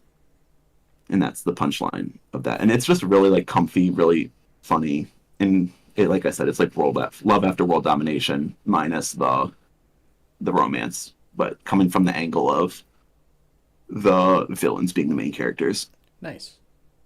And lastly, we have Cherry Magic, which So they say that if you reach 30 years old and haven't had sex yet, then you become a wizard, and that's what happens to our main character, Adachi, who turns 30 and gets the powers to read people's minds. So anyone that he touches, he can read their minds, which at the start, he is like, it's a really terrible power because on like crowded trains and stuff, people are bumping into you all the time. So it cures the constant stream of thoughts, which I assume would be pretty annoying. But then at work, he accidentally bumps into his attractive boss, Kurosawa, and hears that Kurosawa is just like in full gay panic mode for Adachi. And it completely contrasts his like cool, put together exterior of like just business, just being like, oh my god, like how cute, blushing right. Like I want to like embrace him, just like make sure he's feeling good. And we are pretty starved for good BL. BL has a history of not being the most consensual genre out there, but this show, like right off the bat, does a pretty good job of like setting boundaries. I think in the first episode, Adachi, this is his train, has to spend the night at Kurosawa's apartment, and Kurosawa like comes out after Adachi is pretending to be asleep and like is like trying to like you see him kind of reach over him, and please don't, and then he just like you just see him like reaching over because his phone was like on the table and he couldn't get to it without Gotcha. So got your nose. Yeah, so that was a nice fake out, and then he just like goes off and goes to sleep. So there's that, like that made me respect it a lot more. And then in the second episode, things got a little bit weird because they went out drinking after work, and his coworkers got like really drunk, and they wanted to play the good old Osama game, so the King's game, and they drew straws, and the person that was the king was like number 2 and number 8 like need to kiss, and wouldn't you have it, Kurosawa and Adachi are number 2 and 8, right? And so Kurosawa grabs Adachi, and you hear like his inside thoughts. It was honestly kind of sad, being like, he's like, I don't really want to do this, like so afraid and scared, and I'm like, I'm sorry of like what's gonna happen and stuff. So they don't like kiss. He just kind of like gives him a little like peck on the forehead, and then runs outside, and Adachi chases after him, and they show like a real like I'm sorry, like that, like there were boundaries that were passed there, like we're not anything like that, like I'm sorry, like he was just like profusely apologizing, which was kind of sad. But then Adachi follows it up with, he was like, it's all good, but I kind of liked it, and so that's where we are now. All right. And you said this was like low key your favorite of the season. Low key, it's like pretty funny, yeah. Just seeing the boss having this like really not cold, but like really well put together demeanor, but inside he's just full gay panic for the main character is pretty fun. Right. That does sound pretty cool. And I think that's it. That's it for us. Real quick, everybody's top 3 for the season. Are we including like new shows? I mean, sorry, are we including like the previous season? Anything you're watching. So including old. I'll do new shows only. Okay. I'll say Sign of Affection, Cherry Magic, and then Delicious in Dungeon. Nice. Either that or Gushing Over Magical Girls. Right. It was one of like those. Unironically. Yeah. Okay. Mine are in no particular order. Delicious in Dungeon, Metallic Rouge, and Sengoku Youko. Nice. Out of the new ones, I'd probably say Dungeon Meshi, Sign of Affection, and either Metallic Rouge or Sengoku Youko. But like, if we include like sequels, then Kingdom would definitely be in there. And like from previous seasons, I still love like Frieren, of course. Yeah. I think my top 3 would be Dungeon Meshi, Frieren, and Gushing. Yeah. Those are definitely the 3 shows I'm looking forward to the most every week. Watch them as soon as they drop. Other stuff I can like put off, wait, have something to watch in the dead period between Monday and like anything that isn't Saturday where everything fucking comes out. Everything it's like a fucking like avalanche. Yeah, it's like Friday, Saturday. That's like half the stuff I'm watching. My audio died. So what was your last one, Panic? My last one is Gushing. Ah, okay. It's so fun. It's so It is. unhinged. It's Crazy. Can't wait to see where they go. The places we'll go. It's a All show. right. It's one of the Dead dove, do not eat. Good stuff, do not eat. Good show, do watch. And with that, God. I think that's it for us. We somehow went 3.5 hours. I was hoping to go a bit like less than 2. The goal was like under 2. I can't believe it. I don't know what I'll have. Like, I would have to cut the number of shows we talk about down to like 7. In order to I do think that. we just need to accept that this is gonna take like three and a impose half hours every hard, time. like, deadline, like, okay, 10 minutes per show, something like that. But no, I guess we way could that like ever. I guess we could just reduce the like amount of like returning shows we talk about in future. Maybe that's the move. Yeah, There were a lot of Spillovers. carryovers, though. Yeah. Yeah, there are a lot. lot of They have carryovers. But some of them are amount of worth carryovers. talking about a second time, like Frieren, stuff like that. I agree. I generally actually like a lot of the carryovers, but it's just that it takes up so much time because there's so many. Yeah, right. So, Yeah. Speaking of carryover, we're done carrying on. We're done talking. Thank you so much for joining me, guests. Thank you. Hey, thanks for inviting me. Yeah, no it's been a problem. pleasure. It's been great. A lot of good discussions. I'll be doing this again in like end of April next season. Might do a little like midway through Dungeon Meshi thing with Sinris. I'm gonna go ahead and promise that on behalf of both of us. I know me and Bex are gonna do an episode about Madam Web when that comes out. For some reason, we're both very much into the Sony Spider-Verse. We were going to do an episode on Craven, but that got delayed, so now Madam Web is the next one. Craven is soon after. It's going to be a glorious train wreck. I still think the Morbius episode we did was one of the best ever. It was so fucking stupid. Oh, 2 things then. One to Sinris, if he ever actually makes it this fucking far. If you're willing to do the Thunderbolt Fantasy pod, I'd love to be on. Second thing for like live action stuff is if anyone ever wants to do a pod on the Iron Claw, I would be happy to join you. Ooh, that might be a shout to Bex. He watches every movie, just every single fucking thing. He never joined to talk about. He had threatened to join this pod and talk about Ingrid Bergman, but he didn't. So I'm disappointed about that. Then again, we would have been here for another hour. If he literally would have been like We 4 would have hours been long. here for a lot longer, yeah.